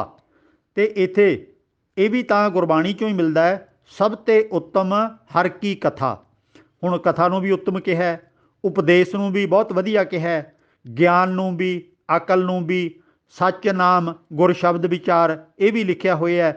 ਅਤੇ ਕਲਯੁਗ ਮੈਂ ਕੀਰਤਨ ਪ੍ਰਧਾਨਾ, ਗੁਰਮੁਖ ਜਪੀਐ ਲਾਏ ਧਿਆਨਾ। ਪਹਿਲਾਂ ਕੀਰਤਨ ਸ਼ਬਦ ਆ ਗਿਆ ਅਤੇ ਫਿਰ ਜਪੀਐ ਆ ਗਿਆ। ਹੁਣ ਇਹ ਆਪਸ ਦੇ ਵਿੱਚ ਅੰਤਰ ਸੰਬੰਧਿਤ ਸ਼ਬਦ ਨੇ, ਭਾਵ ਕਿ ਕਥਾ, ਕੀਰਤਨ, ਉਪਦੇਸ਼, ਸ਼ਬਦ, ਬਾਣੀ, ਗੁਰਬਾਣੀ ਇਹ ਸਾਰੇ ਨੇ ਗੁਰੂ ਦਾ ਹੁਕਮ, ਗੁਰੂ ਦਾ ਉਪਦੇਸ਼, ਤਾਂ ਕਿ ਅਸੀਂ ਚੰਗੇ ਇਨਸਾਨ ਬਣ ਸਕੀਏ, ਸਾਨੂੰ ਅਕਲ ਆ ਸਕੇ, ਗਿਆਨਵਾਨ ਬਣ ਸਕੀਏ। ਉਹਨਾਂ ਜ਼ਮਾਨਿਆਂ 'ਚ ਹੋਰ ਕੋਈ ਪੜ੍ਹਨ ਦਾ ਦੁਨੀਆ ਦੇ ਵਿੱਚ ਸਾਧਨ ਹੀ ਨਹੀਂ ਸੀ। ਧਰਮ ਪੋਥੀਆਂ ਦੇ ਰਾਹੀਂ ਹੀ ਲੋਕਾਂ ਨੂੰ ਜਿੰਨੀ ਕੁ ਵਿੱਦਿਆ ਲੈ ਸਕਦੇ ਸਨ, ਉਨੀ ਧਰਮ ਵਿੱਦਿਆ ਦੀ ਉਹ ਪ੍ਰਬੰਧ ਕੀਤਾ ਜਾਂਦਾ ਸੀ ਧਾਰਮਿਕ ਮਹਾਂਪੁਰਖਾਂ ਵੱਲੋਂ। ਰਾਜਨੀਤੀ ਵੀ ਧਰਮ ਦੇ ਅਧੀਨ ਚੱਲਦੀ ਸੀ, ਸਮਾਜ ਵੀ ਧਰਮ ਦੇ ਮੁਤਾਬਕ ਚੱਲਦਾ ਸੀ, ਅਤੇ ਜਿਹੜਾ ਕੁਝ ਵੀ ਰੱਬ ਨੂੰ, ਦੇਵਤੇ ਨੂੰ, ਖੁਦਾ ਨੂੰ ਜਿਹੜੇ ਮੰਨਦੇ ਸੀ ਉਹ ਵੀ ਧਰਮ ਦੇ ਰਾਹੀਂ ਹੀ ਮੰਨਦੇ ਸੀ। ਤੋ ਇਹ ਪੁਰਾਤਨ ਸਮੇਂ 'ਚ ਧਰਮ ਸਾਡੀ ਜ਼ਿੰਦਗੀ ਦਾ ਅਹਿਮ ਹਿੱਸਾ ਸੀ। ਇਹਦੇ ਤੋਂ ਬਿਨਾਂ ਹੋਰ ਕੁਝ ਗਿਆਨ ਲੈਣ ਦਾ ਸਾਧਨ, ਚਾਂਸ ਸਾਡੇ ਕੋਲੇ ਨਹੀਂ ਸੀ। ਅਤੇ ਅੱਜ ਗੁਰਬਾਣੀ ਦਾ ਕੀਰਤਨ ਬਣ ਗਿਆ ਹੈ ਇੱਕ ਕਿੱਤਾ। ਇਸ ਕਿੱਤੇ ਦੇ ਰਾਹੀਂ ਬਹੁਤ ਕੁਝ ਰੁਜ਼ਗਾਰ ਪੈਦਾ ਹੋ ਗਿਆ ਸੀ, ਅਤੇ ਰੁਜ਼ਗਾਰ ਲੈਣ ਵਾਲੇ ਜਿਹੜੇ ਕੀਰਤਨੀਏ ਪੈਦਾ ਹੋ ਗਏ, ਅਤੇ ਥਾਂ ਥਾਂ 'ਤੇ ਕੇਵਲ ਕੀਰਤਨ ਦੇ ਰਾਹੀਂ ਹੀ ਲੋਕਾਂ ਨੂੰ ਲੁੱਟਿਆ ਜਾਣ ਲੱਗਿਆ। ਕਦੀ ਸੋਚ ਕੇ ਦੇਖੋ, ਸਾਰੀ ਸਾਰੀ ਰਾਤ ਰੈਣ ਸਵਾਈ ਕੀਰਤਨ, ਉਸ ਕੀਰਤਨ ਦੇ ਰਾਹੀਂ ਕੋਈ ਸਿੱਖਿਆ ਮਿਲੀ, ਕੋਈ ਗਿਆਨਵਾਨ ਬਣੇ? ਜਿੰਨੀ ਦੇਰ ਤੋਂ ਲਗਾਤਾਰ ਕੀਰਤਨ ਹੁੰਦੇ ਆ ਰਹੇ ਨੇ, ਸਿੱਖ ਹੋਰ ਅਗਿਆਨੀ ਅਤੇ ਹੋਰ ਢਹਿੰਦੀ ਕਲਾ ਵੱਲ ਜਾ ਰਹੇ ਨੇ। ਜੇ ਕੀਰਤਨ ਇੰਨੇ ਵਧੀਆ ਨੇ, ਜਿਵੇਂ ਕਿ ਕਿਹਾ ਜਾਂਦਾ ਕਲਯੁਗ ਮੈਂ ਕੀਰਤਨ ਪ੍ਰਧਾਨਾ, ਫਿਰ ਉਸ ਪ੍ਰਧਾਨ ਕੀਰਤਨ ਦੇ ਨਾਲ ਸਾਡਾ ਸੁਧਾਰ ਕਿਉਂ ਨਹੀਂ ਹੋਇਆ? ਗਰਕ ਕਿਉਂ ਹੁੰਦੇ ਜਾ ਰਹੇ ਹਾਂ? ਕੀਰਤਨ ਕਰਨ ਵਾਲੇ ਖੁਦ ਡੁੱਬੇ ਹੋਏ ਕਿਉਂ ਨਜ਼ਰ ਆਉਂਦੇ ਨੇ? ਉਹ ਲਾਲਚੀ ਅਤੇ ਹੋਰ ਅਨੇਕਾਂ ਐਬਾਂ ਨਾਲ ਭਰੇ ਹੋਏ ਕਿਉਂ ਸਾਨੂੰ ਦਿਸਦੇ ਨੇ? ਅਤੇ ਉਹਨਾਂ ਦਾ ਜੀਵਨ ਕਿਉਂ ਨਹੀਂ ਸੰਵਰਿਆ? ਗੁਰੂ ਸਾਹਿਬ ਨੇ, ਕਿਹਾ ਜਾਂਦਾ ਹੈ, ਮਰਦਾਨਾ ਜੀ ਨੂੰ ਨਾਲ ਰੱਖਿਆ ਸੀ, ਉਹਨਾਂ ਦੇ ਕੋਲੇ ਰਬਾਬ ਸੀ, ਪਰ ਜੋੜੀਆਂ, ਢੋਲਕੀਆਂ, ਚਿਮਟਿਆਂ ਵਾਲੇ ਤਾਂ ਹੋਰ ਕੋਈ ਵੀ ਨਾਲ ਨਹੀਂ ਸੀ। ਬਾਜੇ ਵਗੈਰਾ ਤਾਂ ਉਦੋਂ ਹੁੰਦੇ ਹੀ ਨਹੀਂ ਸੀ। ਜੇ ਇੱਕ ਰਬਾਬ ਹੁੰਦੀ ਸੀ ਤਾਂ ਕੁਝ ਸੰਗਤ ਨੂੰ ਸ਼ਾਂਤ ਕਰਨ ਵਾਸਤੇ 10-15 ਮਿੰਟ ਪਹਿਲਾਂ ਮਰਦਾਨਾ ਜੀ ਕੁਝ ਕੀਰਤਨ ਦੀਆਂ ਧੁਨਾਂ ਅਲਾਪ ਲੈਂਦੇ ਸਨ, ਸ਼ਬਦ ਗਾ ਲੈਂਦੇ ਸਨ। ਪਰ ਯਾਦ ਰਹੇ, ਕੀਰਤਨ ਸਿੱਖਾਂ ਦੇ ਵਿੱਚ, ਗੁਰਮਤਿ ਦੇ ਵਿੱਚ ਸ਼ਬਦ ਪ੍ਰਧਾਨ ਹੈ, ਨਾ ਕਿ ਰਾਗ ਪ੍ਰਧਾਨ ਹੈ। ਭਾਵ ਕਿ ਜਿਹੜਾ ਵੀ ਕੀਰਤਨ ਕੀਤਾ ਜਾ ਰਿਹਾ ਹੈ, ਉਹਦੇ ਵਿੱਚ ਸ਼ਬਦ ਦਾ ਉਪਦੇਸ਼ ਸੰਗਤਾਂ ਦੇ ਦਿਮਾਗ 'ਚ ਪੈਣਾ ਚਾਹੀਦਾ ਹੈ, ਨਾ ਕਿ ਕੇਵਲ ਧੁਨਾਂ ਦੀ ਗੂੰਜ ਲਗਾਤਾਰ ਚੱਲਦੀ ਰਹੇ। ਇਸ ਤਰ੍ਹਾਂ ਤਾਂ ਕੰਧਾਂ ਨਾਲ ਢੋਲ ਲਾ ਕੇ ਥੋੜ੍ਹੀ ਦੇਰ ਦੇ ਅੰਦਰ ਸੰਗਤਾਂ ਸੌਂ ਜਾਂਦੀਆਂ ਨੇ, ਪੱਲੇ ਤਾਂ ਕੁਝ ਵੀ ਨਹੀਂ ਪੈਂਦਾ। ਉਹੀ ਗੱਲ ਹੈ ਕਿ ਅਖੰਡ ਪਾਠ ਚੱਲਦਾ ਹੈ ਅਤੇ ਸੁਣਨ ਵਾਲਾ ਕੋਈ ਵੀ ਨਹੀਂ, ਅਤੇ ਜੇ ਕੋਈ ਸੁਣ ਰਿਹਾ ਥੋੜ੍ਹਾ ਬਹੁਤਾ, ਉਹ ਢੋਲ ਲਾ ਕੇ ਸੌਂ ਜਾਂਦਾ ਹੈ। ਇਸੇ ਤਰ੍ਹਾਂ ਕੀਰਤਨ ਤਾਂ ਸਫਲ ਹੋਵੇਗਾ ਜੇ ਇਹਦੀ ਸਾਨੂੰ ਸਮਝ ਆਉਂਦੀ ਹੈ। ਜੇ ਸਮਝ ਕੋਈ ਨਹੀਂ ਆਉਂਦੀ, ਫਿਰ ਤਾਂ ਇਹ ਕੇਵਲ ਰਲਾਟ ਪਾਉਣ ਵਾਲੀ ਗੱਲ ਹੈ। ਅਤੇ ਇੱਥੋਂ ਤੱਕ ਵੀ ਗੁਰਬਾਣੀ 'ਚ ਹੀ ਲਿਖਿਆ, ਕੋਈ ਗਾਵੈ ਰਾਗੀ ਨਾਦੀ ਬੇਦੀ ਬਹੁ ਭਾਂਤ ਕਰ, ਨਹੀਂ ਹਰ ਹਰ ਭੀਜੈ ਰਾਮ ਰਾਜੇ। ਜਿਨ੍ਹਾਂ ਅੰਤਰ ਕਪਟ ਵਿਕਾਰ ਹੈ, ਤਿਨਾਂ ਰੋਏ ਕਿਆ ਕੀਜੈ। ਜਿਨ੍ਹਾਂ ਦੇ ਅੰਦਰੋਂ ਖੋਟ ਵਿਕਾਰ ਖਤਮ ਨਹੀਂ ਹੋਏ, ਉਹ ਤਾਂ ਚੀਕਾਂ ਮਾਰਦੇ ਨੇ, ਉਹ ਕੋਈ ਕੀਰਤਨ ਨਹੀਂ ਕਰਦੇ। ਗੁਰੂ ਸਾਹਿਬ ਨੇ ਥੋੜ੍ਹਾ ਬਹੁਤ ਹੋ ਸਕਦਾ ਕੀਤਾ ਹੋਵੇ, ਪਰ ਜੰਗਾਂ ਯੁੱਧਾਂ ਦੇ ਵਿੱਚ ਅੱਜ ਵਾਂਗੂ ਕੀਰਤਨ ਕਰਨ ਦਾ ਕਿੱਥੇ ਟਾਈਮ ਸੀ, ਕਿੱਥੇ ਸੰਗਤਾਂ ਸੀ, ਕਿੱਥੇ ਸਾਜ਼ ਸੀ? ਉਹ ਜੰਗ ਦੀ ਤਿਆਰੀ ਕਰ ਰਹੇ ਸਨ ਜਾਂ ਜੰਗ ਲੜ ਰਹੇ ਸਨ। ਕਿੰਨੀਆਂ ਉਦੋਂ ਮੁਸੀਬਤਾਂ ਦੇ ਵਿੱਚੋਂ ਦੀ ਲੰਘ ਰਹੇ ਸਨ, ਅਤੇ ਅਸੀਂ ਉਹਨਾਂ ਨੂੰ ਕੀਰਤਨ ਕਰਨਾ, ਕਰਾਉਣਾ, ਸੁਣਨਾ, ਸੁਣਾਉਣਾ ਇਸੇ ਕੰਮ ਦੇ ਵਿੱਚ ਉਲਝਾ ਕੇ ਰੱਖ ਦਿੱਤਾ। ਉਹਨਾਂ ਨੂੰ ਠੰਡੇ ਠਾਰ ਕਰਕੇ ਰੱਖ ਦਿੱਤਾ। ਗੁਰੂ ਪਿਆਰ ਵਾਲਿਓ, ਗੁਰਬਾਣੀ ਨੂੰ ਸਮਝ ਕੇ ਆਪਣੀ ਜ਼ਿੰਦਗੀ 'ਚ ਉਤਾਰੀਏ, ਅਤੇ ਨਹੀਂ ਤਾਂ ਗੁਰਬਾਣੀ ਸਾਨੂੰ ਇੱਕ ਤਰ੍ਹਾਂ ਦਾ ਬੋਝ ਮਹਿਸੂਸ ਹੋਵੇਗੀ ਕਿ ਇਹ ਐਡਾ ਵੱਡਾ ਗ੍ਰੰਥ ਕਾਹਦੇ ਵਾਸਤੇ ਲਿਖਿਆ ਹੈ, ਸਾਨੂੰ ਤਾਂ ਪਤਾ ਨਹੀਂ ਇਹਦੇ ਵਿੱਚ ਕੀ ਲਿਖ ਦਿੱਤਾ। ਗੁਰੂ ਪਿਆਰ ਵਾਲਿਓ, ਇਹਨੂੰ ਆਪਾਂ ਸ਼ੁਰੂ ਤੋਂ ਲੈ ਕੇ ਅਖੀਰ ਤੱਕ ਜ਼ਿੰਦਗੀ 'ਚ ਘੱਟੋ ਘੱਟ ਇੱਕ ਵਾਰੀ ਸਮਝ ਕੇ ਜ਼ਰੂਰ ਪੜ੍ਹ ਲਈਏ, ਤਾਂ ਕਿ ਸਾਨੂੰ ਪਤਾ ਲੱਗ ਜੇ ਕਿਹੜੇ ਕਿਹੜੇ ਵਿਸ਼ਿਆਂ 'ਤੇ, ਕਿਹੜੇ ਕਿਹੜੇ ਪੱਖਾਂ 'ਤੇ, ਜ਼ਿੰਦਗੀ ਦੇ ਕਿਹੜੇ ਕਿਹੜੇ ਰਾਹਾਂ 'ਤੇ ਸਾਨੂੰ ਗੁਰਬਾਣੀ ਤੋਰ ਰਹੀ ਹੈ, ਚਾਨਣ ਦਿੰਦੀ ਹੈ। ਗੁਰਬਾਣੀ ਸਮਝਣ ਵਾਸਤੇ ਹੈ, ਰੱਟੇ ਲਾ ਕੇ ਕੀਰਤਨ ਆਦਿਕ ਦੇ ਵਿੱਚ ਆਪਣਾ ਸਮਾਂ ਖਰਾਬ ਨਾ ਕਰੀਏ। ਗੁਰਬਾਣੀ ਨੂੰ ਸਮਝੀਏ ਅਤੇ ਜ਼ਿੰਦਗੀ 'ਚ ਲਾਗੂ ਕਰੀਏ। ਸਵਾਲ ਨੰਬਰ 356, ਭਾਈ ਹਰਦੀਪ ਸਿੰਘ ਯੂਕੇ ਤੋਂ। ਇਹਨਾਂ ਦਾ ਸਵਾਲ ਹੈ, ਜੇ ਗੁਰੂ ਗੋਬਿੰਦ ਸਿੰਘ ਜੀ ਦੀ ਕਿਰਤ ਦਸਮ ਗ੍ਰੰਥ ਨਹੀਂ ਹੈ ਤਾਂ ਫਿਰ ਉਹਨਾਂ ਦੀ ਕਿਹੜੀ ਬਾਣੀ ਹੈ? ਉਹਨਾਂ ਨੇ ਬਾਣੀ ਲਿਖੀ ਹੈ ਕਿ ਨਹੀਂ ਲਿਖੀ ਹੈ? ਗੁਰੂ ਪਿਆਰ ਵਾਲਿਓ, ਗੁਰੂ ਗੋਬਿੰਦ ਸਿੰਘ ਸਾਹਿਬ ਜੀ ਨੇ ਕੋਈ ਬਾਣੀ ਨਹੀਂ ਲਿਖੀ ਅਤੇ ਇਹ ਕੇਵਲ ਝੂਠ ਪ੍ਰਚਾਰਿਆ ਜਾ ਰਿਹਾ ਹੈ ਕਿ ਉਹਨਾਂ ਦਾ ਜਾਪ ਸਾਹਿਬ ਤਾਂ ਮੰਨ ਲਓ, ਬੇਨਤੀ ਚੌਪਾਈ ਤਾਂ ਮੰਨ ਲਓ, ਸਵਈਏ ਤਾਂ ਮੰਨ ਲਓ। ਉਹਨਾਂ ਦੇ ਵਿੱਚ ਵੀ ਕਿਤੇ ਨਾਨਕ ਨਾਮ ਦੀ ਵਰਤੋਂ ਨਹੀਂ ਕੀਤੀ ਗਈ। ਜਿਹੜਾ ਜਾਪ ਸਾਹਿਬ ਹੈ, ਮੈਂ 1 ਘੰਟੇ ਦੀ ਵੀਡੀਓ ਅੱਜ ਤੋਂ ਲਗਭਗ 10-11 ਸਾਲ ਪਹਿਲਾਂ ਤਿਆਰ ਕਰਕੇ ਨੈੱਟ 'ਤੇ ਪਾ ਚੁੱਕਿਆ ਹੋਇਆ ਅਤੇ ਉਹਦੇ ਵਿੱਚ ਮੈਂ ਸਾਰੇ ਪੰਨਾ ਨੰਬਰ ਦੇ ਕੇ ਹਵਾਲੇ ਦਿੱਤੇ ਨੇ ਕਿ ਇਹੋ ਜਿਹੀ ਭੈੜੀ ਰਚਨਾ ਗੁਰੂ ਗੋਬਿੰਦ ਸਿੰਘ ਨਹੀਂ ਲਿਖ ਸਕਦੇ ਅਤੇ ਉਹ ਸ਼ਿਵ ਪੁਰਾਣ ਦੀ ਰਚਨਾ ਹੈ, ਅਨੁਵਾਦ ਹੈ ਅਤੇ ਖੁੱਲ੍ਹਾ ਅਨੁਵਾਦ। ਜਿਵੇਂ ਜਾਪ ਸਾਹਿਬ ਦੇ ਵਿੱਚ ਲਿਖਿਆ ਨਮੋ ਸੂਰਜੇ ਨਮੋ ਚੰਦਰ ਚੰਦਰੇ, ਉੱਥੇ ਸ਼ਿਵ ਪੁਰਾਣ 'ਚ ਲਿਖਿਆ ਓਮ ਸ਼੍ਰੀ ਚੰਦਰੇ ਨਮਾਏ, ਓਮ ਸ਼੍ਰੀ ਸੂਰਜੇ ਨਮਾਏ, ਓਮ ਸ਼੍ਰੀ ਅਗਨੀਏ ਨਮਾਏ। ਉੱਥੇ ਇਸ ਤਰ੍ਹਾਂ ਦੀ ਭਾਸ਼ਾ ਵਰਤੀ ਗਈ ਹੈ। ਗੁਰੂ ਗੋਬਿੰਦ ਸਿੰਘ ਦੀ ਸਾਰੇ ਦਸਮ ਗ੍ਰੰਥ 'ਚ ਵੀ ਅਤੇ ਬਾਹਰ ਵੀ ਕੋਈ ਰਚਨਾ ਨਹੀਂ ਹੈ। ਉਹ ਸਾਡੇ ਵਾਸਤੇ ਫਿਰ ਵੀ ਸਤਿਕਾਰ ਦੇ ਪਾਤਰ ਨੇ। ਉਹਨਾਂ ਨੇ ਬੇਅੰਤ ਕੰਮ ਮਨੁੱਖਤਾ ਦੇ ਭਲੇ ਵਾਸਤੇ ਗੁਰੂ ਗੋਬਿੰਦ ਸਿੰਘ ਜੀ ਨੇ ਕੀਤੇ ਨੇ ਅਤੇ ਉਹਨਾਂ ਦੇ ਨਾਲ ਖਾਮਖਾ ਬਿਨਾਂ ਸਬੂਤਾਂ ਤੋਂ ਬਹੁਤ ਸਾਰੀਆਂ ਰਚਨਾਵਾਂ ਜੋੜ ਦਿੱਤੀਆਂ ਗਈਆਂ ਨੇ। ਹੇਮਕੁੰਡ ਵੀ ਉਹਨਾਂ ਦੇ ਨਾਮ ਨਾਲ ਜੋੜ ਦਿੱਤਾ ਗਿਆ ਕਿ ਪਿਛਲੇ ਜਨਮ 'ਚ ਉਹ ਭਗਤੀ ਕਰਦੇ ਸਨ, ਭਲਿਓ ਇਸੇ ਜਨਮ ਦੀਆਂ ਉਹਨਾਂ ਦੀਆਂ ਕੀਤੀਆਂ ਗੱਲਾਂ ਨੂੰ ਮੰਨ ਲਈਏ, ਪਰਉਪਕਾਰਾਂ ਨੂੰ ਪੜ੍ਹ ਲਈਏ, ਸਮਝ ਲਈਏ। ਇਸ ਤਾਂ ਪਿਛਲੇ ਜਨਮਾਂ 'ਚ ਵੀ ਪਹੁੰਚ ਗਏ ਹਾਂ। ਸੋ ਅੱਜ ਸਿੱਖਾਂ ਦੀ ਅਕਲ ਬਹੁਤ ਪਛੜ ਗਈ ਹੈ। ਬਹੁਤ ਸਾਰੀ ਸਟੱਡੀ ਕਰਨ ਦੀ ਲੋੜ ਹੈ, ਤਿਆਰੀ ਕਰਨ ਦੀ ਲੋੜ ਹੈ, ਵਿੱਦਿਆ ਹਾਸਲ ਕਰਨ ਦੀ ਲੋੜ ਹੈ।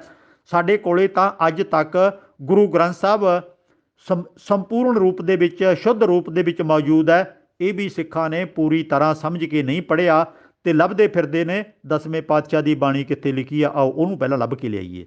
ਗੁਰੂ ਪਿਆਰ ਵਾਲਿਓ, ਗੁਰੂ ਗ੍ਰੰਥ ਸਾਹਿਬ ਦੇ ਵਿੱਚ ਬਹੁਤ ਕੁਝ ਹੈ, ਇਹਨੂੰ ਸਮਝ ਕੇ ਪੜ੍ਹ ਲਈਏ, ਆਪਣੀ ਜ਼ਿੰਦਗੀ 'ਚ ਲਾਗੂ ਕਰ ਲਈਏ, ਸਮਾਜ ਨੂੰ ਇਹਦੇ ਅਨੁਸਾਰ ਕੁਝ ਗਿਆਨ ਦੇ ਦਈਏ।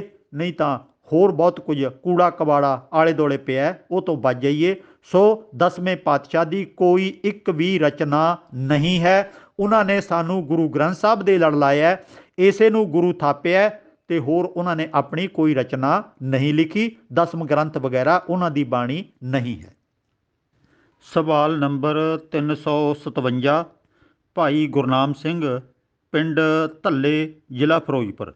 ਇਹਨਾਂ ਦਾ ਸਵਾਲ ਹੈ ਕਿ ਭਾਈ ਵੀਰ ਸਿੰਘ ਨੇ ਆਪਣੀ ਕਿਤਾਬ ਅਸ਼ਟਗੁਰ ਚਮਤਕਾਰ ਵਿੱਚ ਲਿਖਿਆ ਹੈ ਕਿ ਗੁਰੂ ਅੰਗਦ ਦੇਵ ਜੀ ਦੇ ਲੰਗਰ ਵਿੱਚ ਮਾਸ ਆਮ ਵਰਤਾਇਆ ਜਾਂਦਾ ਸੀ।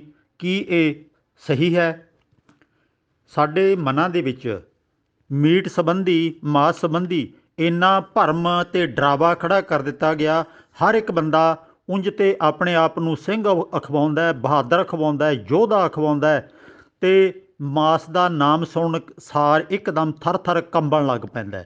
ਮੈਂ ਆਪ ਜੀ ਨੂੰ ਯਾਦ ਕਰਾ ਦਿਆਂ ਕਿ ਅੱਜ ਵਾਂਗੂ ਪਿਛਲੇ ਸਮਿਆਂ 'ਚ ਫਸਲਾਂ ਵਗੈਰਾ ਆਮ ਨਹੀਂ ਹੁੰਦੀਆਂ ਸੀ। ਅੰਨ ਦਾਣਾ ਬਹੁਤ ਘੱਟ ਉਗਦਾ ਸੀ ਅਤੇ ਕਈ ਵਾਰੀ ਕਾਲ ਪੈ ਜਾਂਦੇ ਸੀ, ਹੜ੍ਹ ਆ ਜਾਂਦੇ ਸੀ, ਬਚਾਓ ਦੇ ਕੋਈ ਸਾਧਨ ਨਹੀਂ ਹੈਗੇ ਸੀ ਅਤੇ ਉਹਨਾਂ ਸਮਿਆਂ 'ਚ ਅੰਨ ਦਾਣਾ ਪੈਦਾ ਕਰਨਾ ਬਹੁਤ ਔਖਾ ਸੀ ਅਤੇ ਲੋਕ ਮਾਸ ਆਦਿਕ ਖਾ ਕੇ ਹੀ ਬਹੁਤਾ ਗੁਜ਼ਾਰਾ ਕਰਦੇ ਸੀ। ਇੱਕ ਵਾਰੀ ਹਿਰਨ, ਬੱਕਰਾ, ਭੇਡੂ ਆਦਿਕ ਜਿਹੜਾ ਵੀ ਜਾਨਵਰ ਮਿਲ ਗਿਆ ਉਹਨੂੰ ਮਾਰਿਆ। ਜੰਗਲ ਦੇ ਵਿੱਚ ਲੱਕੜਾਂ ਆਮ ਮਿਲਦੀਆਂ ਸੀ, ਭੁੰਨਿਆ ਅਤੇ ਖਾ ਲਿਆ ਅਤੇ ਤਕਰੀਬਨ 24 ਘੰਟੇ ਇਨਸਾਨ ਭੁੱਖ ਮਹਿਸੂਸ ਨਹੀਂ ਸੀ ਕਰਦਾ ਅਤੇ ਤਾਕਤ ਵੀ ਸਰੀਰ ਨੂੰ ਪੂਰੀ ਮਿਲਦੀ ਸੀ। ਅਤੇ ਇਕੱਲੇ ਸਿੱਖ ਨਹੀਂ ਬਲਕਿ ਸਾਰੀ ਦੁਨੀਆ ਦੇ ਲੋਕ ਹੀ ਇਸ ਤਰ੍ਹਾਂ ਕਰਦੇ ਸੀ। ਮੁਸਲਮਾਨਾਂ 'ਚ ਭਾਵੇਂ ਉਹਨੂੰ ਬਲੀ ਕਹਿੰਦੇ ਨੇ ਕਿ ਉਹ ਆਪਣੇ ਧਰਮ ਮੁਖੀ ਦੇ ਨਾਮ 'ਤੇ, ਖੁਦਾ ਦੇ ਨਾਮ 'ਤੇ ਅੱਜ ਵੀ ਕੁਰਬਾਨੀ ਦਿੰਦੇ ਨੇ, ਪਰ ਖਾਂਦੇ ਤਾਂ ਆਪ ਹੀ ਨੇ ਨਾ। ਇਸੇ ਤਰ੍ਹਾਂ ਹੀ ਹਿੰਦੂ ਸਮਾਜ ਦੇ ਵਿੱਚ ਮੰਦਰਾਂ ਦੇ ਵਿੱਚ ਵੀ ਬਲੀ ਦਿੱਤੀ ਜਾਂਦੀ ਰਹੀ ਹੈ। ਅੱਜ ਵੀ ਕਾਲੀ ਦੇਵੀ ਦੇ ਮੰਦਰਾਂ ਦੇ ਵਿੱਚ, ਕਲਕੱਤੇ ਆਦਿਕ ਜਾਂ ਪਸ਼ੂਪਤੀ ਮੰਦਰ ਨੇਪਾਲ ਦੇ ਵਿੱਚ ਅੱਜ ਤੱਕ ਹਜ਼ਾਰਾਂ ਜਾਨਵਰਾਂ ਦੀ ਬਲੀ ਦਿੱਤੀ ਜਾਂਦੀ ਹੈ। ਉਹ ਮਾਸ ਸਾਰੇ ਧਰਮੀ ਅਖਵਾਉਣ ਵਾਲੇ ਖਾਂਦੇ ਨੇ ਪ੍ਰਸ਼ਾਦ ਦੇ ਤੌਰ 'ਤੇ ਅਤੇ ਪੁਜਾਰੀ ਤਬਕਾ ਵੀ ਖਾਂਦਾ ਅਤੇ ਉਹਨੂੰ ਉੱਥੇ ਮੰਤਰ ਪੜ੍ਹ ਕੇ ਪਵਿੱਤਰ ਵੀ ਕਰ ਲੈਂਦਾ। ਇਸੇ ਤਰ੍ਹਾਂ ਹੋਰ ਵੀ ਬਹੁਤ ਥਾਵਾਂ 'ਤੇ ਅਜਿਹਾ ਕੁਝ ਵੇਖਣ ਸੁਣਨ ਨੂੰ ਮਿਲਦਾ। ਮੈਂ ਇਹ ਵੀ ਤੁਹਾਨੂੰ ਦੱਸ ਦੇਵਾਂ ਕਿ ਜਦੋਂ ਇੱਥੇ ਸਾਧ ਸੰਤ ਮਾਲਵੇ ਦੇ ਵਿੱਚ ਪੈਦਾ ਕੀਤੇ ਗਏ ਨੇ ਅੰਗਰੇਜ਼ੀ ਰਾਜ ਦੇ ਸਮੇਂ, ਉਦੋਂ ਪਹਿਲੀ ਵਾਰੀ ਮਾਸ ਦਾ ਵਿਰੋਧ ਜੇ ਕਿਸੇ ਨੇ ਕੀਤਾ ਹੈ ਤਾਂ ਅਖੌਤੀ ਸੰਤ ਅਤਰ ਸਿੰਘ ਮਸਤੂਆਣੇ ਵਾਲੇ ਨੇ ਪਹਿਲੀ ਵਾਰੀ ਮਾਸ ਦਾ ਵਿਰੋਧ ਕੀਤਾ ਹੈ। ਉਦੋਂ ਪਹਿਲਾਂ ਮਾਸ ਦਾ ਵਿਰੋਧ ਕਿਤੇ ਵੀ ਤੁਹਾਨੂੰ ਲਿਖਤ ਦੇ ਵਿੱਚ ਨਹੀਂ ਮਿਲੇਗਾ। ਅਤੇ ਇਹ ਵੀ ਯਾਦ ਹੋਣਾ ਚਾਹੀਦਾ ਹੈ ਕਿ ਜਦੋਂ ਅਤਰ ਸਿੰਘ ਜਾਂ ਕੋਈ ਵੀ ਸਾਧ ਸੰਤ ਆਦਿਕ ਕਿਸੇ ਦੇ ਘਰ ਜਾਂਦਾ ਸੀ ਅਤੇ ਲੋਕੀ ਪ੍ਰਸ਼ਾਦਾ ਛਕਾਉਂਦੇ ਸੀ, ਸਭ ਤੋਂ ਵਧੀਆ ਖਾਣੇ ਦੇ ਤੌਰ 'ਤੇ ਮਾਸ ਬਣਾ ਕੇ ਹੀ ਪਰੋਸਿਆ ਜਾਂਦਾ ਸੀ। ਅਤੇ ਅਤਰ ਸਿੰਘ ਸਾਧ ਦੇ ਅੱਗੇ ਵੀ ਉਹਨਾਂ ਦੇ ਸੇਵਕ ਮੀਟ ਬਣਾ ਕੇ ਪਰੋਸਿਆ ਕਰਦੇ ਸਨ। ਅਤੇ ਇਹਨੇ ਫਿਰ ਕਹਿਣਾ ਸ਼ੁਰੂ ਕੀਤਾ ਕਿ ਭਾਈ ਮਾਸ ਤਾਂ ਨਾ ਹੀ ਤਿਆਰ ਕਰਿਆ ਕਰੋ। ਇਹ ਪਹਿਲੀ ਵਾਰੀ ਇਹਨੇ ਸ਼ੁਰੂ ਕੀਤਾ, ਉਦੋਂ ਪਹਿਲਾਂ ਇਹ ਆਮ ਹੀ ਚੱਲਦਾ ਸੀ। ਰਾਜੇ ਮਹਾਰਾਜੇ ਅਮੀਰ ਆਦਿਕ ਸਾਰੇ ਹੀ ਖਾਂਦੇ ਸੀ। ਅਤੇ ਇਹ ਸਾਰਾ ਕੁਝ ਸਾਨੂੰ ਇੱਕ ਤਰ੍ਹਾਂ ਦਾ ਸਰੀਰਕ ਤੌਰ 'ਤੇ ਕਮਜ਼ੋਰ ਕਰਨ ਵਾਸਤੇ, ਹੌਸਲਾਹੀਣ ਕਰਨ ਵਾਸਤੇ ਇਹ ਸਾਧ ਬਾਬਿਆਂ ਨੇ ਬਾਅਦ ਦੇ ਵਿੱਚ ਇੰਨਾ ਇਹਦਾ ਪ੍ਰਚਾਰ ਕੀਤਾ ਹੈ ਕਿ ਮਾਸ ਖਾਣਾ ਬਹੁਤ ਵੱਡਾ ਪਾਪ ਲੱਗ ਗਿਆ ਤੁਹਾਨੂੰ। ਕਦੀ ਸੋਚ ਕੇ ਤਾਂ ਵੇਖ ਲਓ, ਆਪਣੇ ਖੇਤਾਂ 'ਚ ਕਿੰਨੇ ਤਰ੍ਹਾਂ ਦੇ ਜੀਵ ਮਾਰਨ ਵਾਸਤੇ ਦਵਾਈਆਂ ਛਿੜਕਦੇ ਹੋ, ਫਿਰ ਉਹਨਾਂ ਦਾ ਪਾਪ ਨਹੀਂ ਲੱਗਦਾ? ਆਪਣੇ ਘਰਾਂ 'ਚ ਚੂਹੇ, ਟਿੱਡੀਆਂ, ਕਾਕਰੋਚ, ਕਿਰਲੀਆਂ ਅਤੇ ਹੋਰ ਨਿੱਕੇ ਮੋਟੇ ਜੀਵ ਜੰਤੂ, ਮੱਛਰ ਮੱਖੀ ਵਗੈਰਾ ਮਾਰਨ ਵਾਸਤੇ ਕਿੰਨੇ ਤਰ੍ਹਾਂ ਦੀਆਂ ਆਪਾਂ ਜ਼ਹਿਰੀਲੀਆਂ ਚੀਜ਼ਾਂ ਛਿੜਕਦੇ ਹਾਂ। ਅਸੀਂ ਜਦੋਂ ਸੜਕਾਂ 'ਤੇ ਤੁਰਦੇ ਹਾਂ, ਪੈਰਾਂ ਹੇਠ ਕੀੜੇ ਮਕੌੜੇ ਆਦਿਕ ਆ ਕੇ ਆਮ ਮਰਦੇ ਨੇ। ਜੇ ਗੱਡੀ ਚਲਾ ਰਹੇ ਹਾਂ ਤਾਂ ਤੁਸੀਂ ਜਦੋਂ ਗੱਡੀ ਰੋਕਦੇ ਹੋ ਆਪਣੇ ਕਿਤੇ ਜਾ ਕੇ, ਤਾਂ ਉਹਦੇ ਰੇਡੀਏਟਰ ਦੇ ਅੱਗੇ ਜਾ ਕੇ ਦੇਖਿਓ ਕਿੰਨੇ ਜੀਵ ਜੰਤੂ ਟਕਰਾ ਕੇ ਮਰੇ ਹੋਏ ਹੁੰਦੇ ਨੇ, ਅਤੇ ਜਿਹੜੇ ਜ਼ਮੀਨ 'ਤੇ ਡਿੱਗ ਪੈਂਦੇ ਨੇ ਉਹਨਾਂ ਤਾਂ ਅੰਤ ਹੀ ਕੋਈ ਨਹੀਂ ਹੈ। ਤੋ ਇਹ ਸਾਰਾ ਕੁਛ ਭਰਮ ਖੜਾ ਕੀਤਾ ਗਿਆ। ਪੁਰਾਤਨ ਸਮਿਆਂ 'ਚ ਚੱਕੀਆਂ ਨਹੀਂ ਲੱਗੀਆਂ ਸੀ। ਕਣਕ ਪੀਸਣ ਦਾ, ਛੋਲੇ ਪੀਸਣ ਦਾ, ਮੱਕੀ ਪੀਸਣ ਦਾ ਅੱਜ ਵਾਂਗੂ ਕੋਈ ਪ੍ਰਬੰਧ ਨਹੀਂ ਸੀ। ਜਾਂ ਤਾਂ ਦਾਣੇ ਸਬੂਤੇ ਚੱਬ ਲੈਣੇ, ਭੁੰਨ ਲੈਣੇ, ਮੂਲੀ ਗਾਜਰ ਖਾ ਲੈਣੀ, ਅਤੇ ਜਾਂ ਫਿਰ ਮੀਟ ਮਾਸ ਆਮ ਹੀ ਜੰਗਲਾਂ 'ਚੋਂ ਮਾਰ ਕੇ ਖਾ ਲੈਣਾ। ਇਹਨੂੰ ਕਦੀ ਵੀ ਬੁਰਾ ਨਹੀਂ ਸੀ ਮੰਨਿਆ ਜਾਂਦਾ, ਜਿਵੇਂ ਕਿ ਅੱਜ ਭਰਮ ਖੜਾ ਕਰ ਦਿੱਤਾ ਗਿਆ। ਇਹ ਤਾਂ ਪਹਿਲਾਂ ਮੈਂ ਸਪਸ਼ਟ ਕਰ ਚੁੱਕਿਆ ਸਾਖੀਆਂ ਦੇ ਵਿੱਚ ਕਿ ਜਦੋਂ ਕੁਰੂਕਸ਼ੇਤਰ ਸੂਰਜ ਗ੍ਰਹਿਣ ਦੇ ਟਾਈਮ 'ਤੇ ਜਿਹੜਾ ਕਿ ਅੱਗ ਬਾਲਣੀ ਵੀ ਮਨਾਹੀ ਸੀ, ਗੁਰੂ ਨਾਨਕ ਸਾਹਿਬ ਨੇ ਉੱਥੇ ਆਪਣੇ ਸੇਵਕਾਂ ਨੂੰ ਕਹਿ ਕੇ ਹਿਰਨ ਮੰਗਵਾ ਕੇ ਹਿਰਨ ਦਾ ਮਾਸ ਬਣਵਾਇਆ। ਸਾਰਾ ਲੰਮਾ ਸ਼ਬਦ 1299 ਪੰਨੇ ਦੇ ਉੱਤੇ ਮੌਜੂਦ ਹੈ, ਤੁਸੀਂ ਪੜ੍ਹ ਸਕਦੇ ਹੋ। ਉੱਥੇ ਸਾਫ ਗੁਰੂ ਸਾਹਿਬ ਕਹਿੰਦੇ ਨੇ, ਮਾਸ ਮਾਸ ਕਰ ਮੂਰਖ ਝਗੜੇ, ਗਿਆਨ ਧਿਆਨ ਨਹੀਂ ਜਾਣੈ, ਕੌਣ ਸਾਗ ਕੌਣ ਮਾਸ ਕਹਾਵੈ, ਕਿਸ ਮੈਂ ਪਾਪ ਸਮਾਣੈ। ਭਲਿਓ, ਤੁਸੀਂ ਤੇ ਮਾਸ ਮਾਸ ਦਾ ਝਗੜਾ ਖੜਾ ਕਰੀ ਫਿਰਦੇ ਹੋ, ਤੁਹਾਨੂੰ ਤੇ ਅਕਲ ਹੀ ਨਹੀਂ ਆਈ। ਤੁਹਾਨੂੰ ਤਾਂ ਪਤਾ ਹੀ ਨਹੀਂ ਲੱਗਿਆ ਕਿ ਪਰਾਇਆ ਹੱਕ ਵੀ ਮਾਸ ਤੋਂ ਕਿਤੇ ਖਤਰਨਾਕ ਹੈ। ਔਰਤਾਂ ਦਾ ਅਪਮਾਨ ਕਰਨਾ, ਉਹਨਾਂ ਨੂੰ ਬਰਾਬਰ ਦੇ ਹੱਕ ਨਾ ਦੇਣਾ ਉਦੋਂ ਵੀ ਖਤਰਨਾਕ ਹੈ। ਆਪਣੇ ਘਰਾਂ 'ਚ ਧੀਆਂ ਦੀ ਭਰੂਣ ਹੱਤਿਆ ਕਰਵਾ ਦੇਣੀ ਮੈਡੀਕਲ ਸਾਇੰਸ ਦੀ ਵਰਤੋਂ ਕਰਕੇ, ਅਤੇ ਉਹ ਕਿੱਡਾ ਵੱਡਾ ਪਾਪ ਹੈ। ਫਿਰ ਅੱਜ ਤਾਂ ਕਿਸੇ ਦੇ ਘਰ ਇੱਕ ਬੱਚਾ ਹੈ, ਕਿਸੇ ਦੇ 2 ਬੱਚੇ ਨੇ, ਉਹ ਵੱਧ ਬੱਚੇ ਹੋਣ ਤੋਂ ਕਿਵੇਂ ਰੁਕ ਗਏ? ਕਿ ਆਪਣੇ ਬੱਚਿਆਂ ਨੂੰ ਜੰਮਣ ਤੋਂ ਰੋਕ ਦੇਣਾ ਇਹ ਪਾਪ ਕਦੀ ਨਜ਼ਰ ਨਹੀਂ ਆਇਆ? ਮਾਤਾ ਪਿਤਾ ਦੀ ਸੇਵਾ ਕਿੰਨੇ ਕੁ ਕਰਦੇ ਨੇ ਆਪਾਂ ਜਾਣਦੇ ਹਾਂ। ਬਹੁਤੇ ਬਜ਼ੁਰਗ ਮਾਤਾ ਪਿਤਾ ਨੂੰ ਲੋਕੀ ਘਰਾਂ 'ਚੋਂ ਕੱਢ ਦਿੰਦੇ ਨੇ ਅਤੇ ਬੁਰੀ ਹਾਲਤ ਨਾਲ ਮਾਤਾ ਪਿਤਾ ਮਰਦੇ ਨੇ। ਕਿੰਨਾ ਕੁਛ ਆਲੇ ਦੁਆਲੇ ਵਾਪਰ ਰਿਹਾ। ਇਨਸਾਨਾਂ ਦਾ ਭਲਾ ਕਰ ਲਓ ਅਤੇ ਉਹਨਾਂ ਨੂੰ ਸੰਭਾਲ ਲਓ, ਆਪਣੇ ਜੀਵਨ ਨੂੰ ਸੁਧਾਰ ਲਓ, ਆਪਣੇ ਸੁਭਾਅ ਨੂੰ ਚੰਗਾ ਬਣਾ ਲਓ, ਕੋਈ ਪਰਉਪਕਾਰ ਕਰ ਲਓ। ਗੁਰੂ ਪਿਆਰ ਵਾਲਿਓ, ਕਦੀ ਇਸ ਪਾਸੇ ਪੱਖ ਦੇ ਇਹਨਾਂ ਪੱਖਾਂ ਦੇ ਉੱਤੇ ਧਿਆਨ ਦੇ ਲਓ। ਸਾਰਾ ਦਿਨ ਮਾਸ ਮਾਸ ਦਾ ਸ਼ੋਰ ਮਚਾਈ ਜਾਣਾ ਅਤੇ ਹੱਕ ਪਰਾਇਆ ਨਾਨਕਾ, ਉਸ ਸੂਰ ਉਸ ਗਾਏ, ਪਰਾਇਆ ਹੱਕ ਖਾਈ ਜਾਣਾ, ਅਤੇ ਇਹਦਾ ਕਦੀ ਧਿਆਨ ਹੀ ਨਾ ਦੇਣਾ। ਸੋ ਮੀਟ ਬਣਨਾ ਇਹ ਆਮ ਗੱਲ ਸੀ, ਅਤੇ ਮੈਂ ਤੁਹਾਨੂੰ ਦੱਸਿਆ ਕਿ ਇਹ ਬਹੁਤ ਲੰਮੇ ਸਮੇਂ ਤੱਕ ਬਣਦਾ ਰਿਹਾ ਅਤੇ ਅੱਜ ਵੀ ਬਣਦਾ ਹੈ। ਜਿਹੜਾ ਮੀਟ ਖਾਂਦਾ ਹੈ ਇਹ ਕੋਈ ਪਾਪ ਨਹੀਂ ਕਰ ਰਿਹਾ। ਜਿਹਦਾ ਨਹੀਂ ਦਿਲ ਕਰਦਾ ਨਾ ਖਾਓ, ਅਤੇ ਜਿਹਦਾ ਦਿਲ ਕਰਦਾ ਉਹਨੂੰ ਖਾਣ ਦੀ ਕੋਈ ਮਨਾਹੀ ਨਹੀਂ ਹੈ। ਸਵਾਲ ਨੰਬਰ 358, ਭਾਈ ਸੁਖਵਾਲ ਸਿੰਘ, ਖਿੰਡਾ ਲੰਮਾ ਪਿੰਡ, ਜ਼ਿਲ੍ਹਾ ਜਲੰਧਰ। ਇਹਨਾਂ ਦਾ ਸਵਾਲ ਹੈ, ਅੰਮ੍ਰਿਤਸਰ ਸਤਿਗੁਰ ਸਤਵਾਦੀ ਜਿਤ ਨਹਾਤੈ ਕਊਆ ਹੰਸ ਹੋਹੈ, ਨਾਨਕ ਧੰਨ ਧੰਨ ਵੱਡੇ ਵਡਭਾਗੀ, ਜਿਨ ਗੁਰਮਤਿ ਨਾਮ ਹਿਰਦੈ ਮਲ ਧੋਹੈ। ਇਹ ਸ਼ਬਦ 493 ਪੰਨੇ 'ਤੇ ਹੈ। ਇਹਦਾ ਦਰਬਾਰ ਸਾਹਿਬ ਵਾਲੇ ਸਰੋਵਰ ਦੇ ਨਾਲ ਕੋਈ ਸੰਬੰਧ ਹੈ? ਇਹਨਾਂ ਦਾ ਇਹ ਸਵਾਲ ਹੈ। ਗੁਰੂ ਪਿਆਰ ਵਾਲਿਓ, ਅੰਮ੍ਰਿਤਸਰ ਸ਼ਬਦ ਗੁਰਬਾਣੀ 'ਚ ਅਨੇਕਾਂ ਵਾਰ ਆਇਆ। ਮੈਂ ਆਪਣੀ ਕਿਤਾਬ ਦੇ ਵਿੱਚ ਇਹਦੇ ਅੰਮ੍ਰਿਤ ਦੇ ਤਕਰੀਬਨ 28 ਕੋਸ਼ਕਾਰੀ ਅਰਥ ਕੀਤੇ ਨੇ, ਭਾਵ ਕਿ ਦੁੱਧ ਨੂੰ ਵੀ ਅੰਮ੍ਰਿਤ ਆਖਿਆ ਗਿਆ। ਸੋਇਨ ਕਟੋਰੀ ਅੰਮ੍ਰਿਤ ਭਰੀ, ਲੈ ਨਾਮੈ ਹਰ ਆਗੈ ਧਰੀ, ਭਾਵ ਕਿ ਦੁੱਧ ਨੂੰ ਵੀ ਅੰਮ੍ਰਿਤ ਆਖਿਆ। ਜਾਂ ਫਿਰ ਝਿਮ ਝਿਮ ਵਰਸੈ ਅੰਮ੍ਰਿਤ ਧਾਰਾ, ਮੀਂਹ ਨੂੰ ਵੀ ਅੰਮ੍ਰਿਤ ਆਖਿਆ। ਇਸੇ ਤਰ੍ਹਾਂ ਮਿੱਠੀ ਜ਼ਬਾਨ ਨੂੰ ਵੀ ਅੰਮ੍ਰਿਤ ਆਖਿਆ ਗਿਆ। ਇਸ ਚੰਗੇ ਕੰਮ ਕਰਨ ਵਾਲੇ ਸਰੀਰ ਨੂੰ ਵੀ ਅੰਮ੍ਰਿਤ ਕਰਕੇ ਸੰਬੋਧਨ ਕੀਤਾ ਗਿਆ। ਗੁਰੂ ਦੇ ਉਪਦੇਸ਼ ਨੂੰ ਵੀ ਅੰਮ੍ਰਿਤ ਆਖਿਆ, ਗੁਰਬਾਣੀ ਨੂੰ ਵੀ ਅੰਮ੍ਰਿਤ ਆਖਿਆ। ਚੰਗੇ ਜਦੋਂ ਕੰਮ ਕਰ ਰਹੇ ਹਾਂ ਆਪਾਂ, ਉਸ ਚੰਗੇ ਸਮੇਂ ਨੂੰ ਵੀ ਅੰਮ੍ਰਿਤ ਆਖਿਆ। ਬਹੁਤ ਅਰਥਾਂ ਦੇ ਵਿੱਚ ਅੰਮ੍ਰਿਤ ਸ਼ਬਦ ਆਇਆ। ਇਹ ਵੀ ਯਾਦ ਰਵੇ, ਸਰੋਵਰ ਤਾਂ ਅੰਮ੍ਰਿਤਸਰ ਵਾਲਾ ਬਾਅਦ ਦੇ ਵਿੱਚ ਬਣਿਆ। ਨਾਮਦੇਵ ਜੀ ਨੇ ਵੀ ਅੰਮ੍ਰਿਤਸਰ ਸ਼ਬਦ ਦੀ ਵਰਤੋਂ ਆਪਣੀ ਬਾਣੀ 'ਚ ਕੀਤੀ ਗਈ ਹੈ।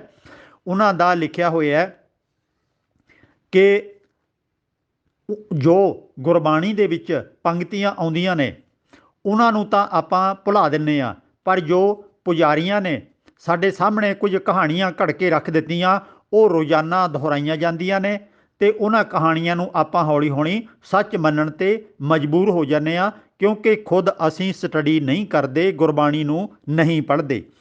ਅਤੇ ਜਿਹੜਾ ਅੰਮ੍ਰਿਤਸਰ ਸਰੋਵਰ ਹੈ, ਜੇ ਅੰਮ੍ਰਿਤਸਰ ਸਰੋਵਰ ਦੇ ਵਿੱਚ ਇਸ਼ਨਾਨ ਕਰਕੇ ਲੋਕ ਤੰਦਰੁਸਤ ਹੁੰਦੇ ਸੀ, ਬਿਮਾਰੀਆਂ ਅਤੇ ਕੋਹੜ ਵਗੈਰਾ ਦੂਰ ਹੁੰਦੇ ਸੀ, ਅਤੇ ਸਵਾਲ ਪੈਦਾ ਹੁੰਦਾ ਹੈ ਉੱਥੇ ਹੀ ਅੰਮ੍ਰਿਤਸਰ ਦੇ ਵਿੱਚ ਭਗਤ ਪੂਰਨ ਸਿੰਘ ਜੀ ਨੇ ਕਿੰਨਾ ਵੱਡਾ ਪਿੰਗਲਵਾੜਾ ਪਿਛਲੇ 70 ਸਾਲਾਂ ਤੋਂ ਸ਼ੁਰੂ ਕੀਤਾ ਹੋਇਆ। ਸੰਨ 47 ਦੇ ਵਿੱਚ ਉੱਧਰੋਂ ਆਏ ਸੀ। ਉਦੋਂ ਇੱਕ ਉਹਨਾਂ ਕੋਲੇ ਮਰੀਜ਼ ਸੀ ਜਿਹੜਾ ਅਪਾਹਜ ਸੀ, ਉਹਨੂੰ ਭਗਤ ਪੂਰਨ ਸਿੰਘ ਚੁੱਕ ਕੇ ਇੱਧਰ ਉੱਧਰ ਲੈ ਕੇ ਜਾਂਦੇ ਸੀ। ਹੌਲੀ ਹੌਲੀ ਉਸੇ ਤੋਂ ਵੱਧਦਾ ਉਹਨਾਂ ਨੇ ਇੱਕ ਆਸ਼ਰਮ ਬਣਾ ਲਿਆ ਅਤੇ ਹਜ਼ਾਰਾਂ ਵਿਅਕਤੀ ਉੱਥੇ ਸੰਭਾਲੇ ਜਾ ਰਹੇ ਨੇ, ਉਹਨਾਂ ਦੀ ਸੇਵਾ ਕੀਤੀ ਜਾ ਰਹੀ ਹੈ। ਜੇ ਕਿਤੇ ਸਰੋਵਰ ਦੇ ਵਿੱਚ ਇਸ਼ਨਾਨ ਕਰਨ ਦੇ ਨਾਲ ਤੰਦਰੁਸਤ ਲੋਕੀ ਹੋ ਸਕਦੇ ਹੁੰਦੇ, ਬਿਮਾਰੀਆਂ ਖਤਮ ਹੋ ਸਕਦੀਆਂ ਹੁੰਦੀਆਂ, ਤਾਂ ਪਿੰਗਲਵਾੜਾ ਕਦੇ ਬਣਾਉਣ ਦੀ ਲੋੜ ਹੀ ਨਹੀਂ ਸੀ ਪੈਣੀ, ਹਸਪਤਾਲ ਵੀ ਕਦੇ ਬਣਾਉਣ ਦੀ ਲੋੜ ਨਹੀਂ ਸੀ ਪੈਣੀ। ਅਤੇ ਜਿਹੜੇ ਕਾਲੇ ਕਾਂ ਚਿੱਟੇ ਹੋ ਗਏ, ਤਾਂ ਉਹ ਚਿੱਟੇ ਕਾਵਾਂ ਦੀ ਜਿਹੜੀ ਅੰਸ ਬੰਸ ਅੱਜ ਕਿੱਥੇ ਚਲੀ ਗਈ। ਤਾਂ ਇੱਥੇ ਸੋਚਣ ਵਾਲੀ ਗੱਲ ਇਹ ਵੀ ਹੈ, ਅਤੇ ਹੁਣ ਕਾਲੇ ਕਾਂ ਚਿੱਟੇ ਹੋਣੋਂ ਕਿਉਂ ਹਟ ਗਏ ਨੇ। ਗੁਰੂ ਪਿਆਰ ਵਾਲਿਓ, ਗੁਰਬਾਣੀ ਨੇ ਕਿਸੇ ਵੀ ਇਹੋ ਜਿਹੇ ਤੀਰਥ ਨੂੰ ਮਹਾਨਤਾ ਨਹੀਂ ਦਿੱਤੀ। ਮਹਾਨਤਾ ਹੈ ਗੁਰਬਾਣੀ, ਗੁਰੂ ਦੇ ਉਪਦੇਸ਼ ਨੂੰ, ਜਾਂ ਫਿਰ ਸ਼ੁੱਧ ਜੀਵਨ ਨੂੰ, ਤਾਂ ਕਿ ਅਸੀਂ ਗੁਰਬਾਣੀ ਪੜ੍ਹ ਕੇ ਚੰਗੇ ਇਨਸਾਨ ਬਣ ਸਕੀਏ। ਜੇ ਅਸੀਂ ਇਹਨਾਂ ਕਹਾਣੀਆਂ ਦੇ ਵਿੱਚ ਉਲਝ ਕੇ ਰਹਿ ਜਾਵਾਂਗੇ ਤਾਂ ਉਹਨਾਂ ਥਾਵਾਂ 'ਤੇ ਆਪਣਾ ਘਰ ਲੁਟਾਉਂਦੇ ਰਹਾਂਗੇ, ਸਮਾਂ ਬਰਬਾਦ ਕਰਦੇ ਰਹਾਂਗੇ। ਗੁਰੂ ਸਾਹਿਬ ਨੇ ਤਾਂ ਗੰਗਾ ਗੋਦਾਵਰੀ ਆਦਿਕ ਨੂੰ ਵੀ ਪੂਰੀ ਤਰ੍ਹਾਂ ਰੱਦ ਕੀਤਾ ਹੈ। ਗੰਗਾ ਜਾਓ ਗੋਦਾਵਰੀ ਜਾਈਐ, ਕੁੰਭ ਜਾਓ ਕੇਦਾਰ ਨਹਾਈਐ, ਗੋਮਤੀ ਸਹਿਸ ਗਊਦਾਨ ਕੀਜੈ। ਇਹ ਬਹੁਤ ਕੁਝ ਲਿਖਿਆ ਪਿਆ ਕਿ ਉੱਥੇ ਕੁਝ ਨਹੀਂ ਲੱਭਣਾ। ਇਸੇ ਤਰ੍ਹਾਂ ਇਹ ਜਿਹੜੇ ਅੰਮ੍ਰਿਤਸਰ ਸ਼ਬਦ ਆਏ ਨੇ, ਇਹ ਇਸ ਸਰੋਵਰ ਵਾਸਤੇ ਵੀ ਨਹੀਂ ਹਨ, ਇਸ ਸ਼ਹਿਰ ਵਾਸਤੇ ਵੀ ਨਹੀਂ ਹਨ। ਇਹ ਕਿਤੇ ਚੰਗਿਆਈ ਵਾਸਤੇ, ਗੁਣਾਂ ਵਾਸਤੇ, ਉਪਦੇਸ਼ ਵਾਸਤੇ, ਜਾਂ ਚੰਗੇ ਇਨਸਾਨ ਬਣਨ ਦੇ ਢੰਗ ਤਰੀਕਿਆਂ ਵਾਸਤੇ ਨੇ, ਨਾ ਕਿ ਕਿਸੇ ਸਰੋਵਰ ਵਾਸਤੇ। ਆਪ ਜੀ ਨੂੰ ਪਤਾ ਹੋਣਾ ਚਾਹੀਦਾ, ਅੰਮ੍ਰਿਤਸਰ ਸਰੋਵਰ ਦਾ ਜਿਹੜਾ ਪਾਣੀ ਹੈ ਇਹ ਰਾਵੀ ਦਰਿਆ ਦੇ ਵਿੱਚੋਂ ਆ ਰਿਹਾ ਅਤੇ ਅੰਡਰਗਰਾਊਂਡ ਪਾਈਪਲਾਈਨ ਲੱਗੀ ਹੁੰਦੀ ਹੈ। ਤੁਹਾਨੂੰ ਇਹ ਵੀ ਅੱਜ ਤੱਕ ਸ਼ਾਇਦ ਬਹੁਤਿਆਂ ਨੂੰ ਪਤਾ ਨਹੀਂ ਹੋਣਾ ਕਿ ਦਰਿਆਵਾਂ ਦਾ ਪਾਣੀ ਕਿੰਨਾ ਗੰਦਾ ਹੁੰਦਾ। ਉਹ ਗੰਦਾ ਪਾਣੀ ਪਾਈਪ ਦੇ ਰਾਹੀਂ ਦਰਬਾਰ ਸਾਹਿਬ ਅੰਮ੍ਰਿਤਸਰ ਦੇ ਸਰੋਵਰ 'ਚ ਆਉਂਦਾ।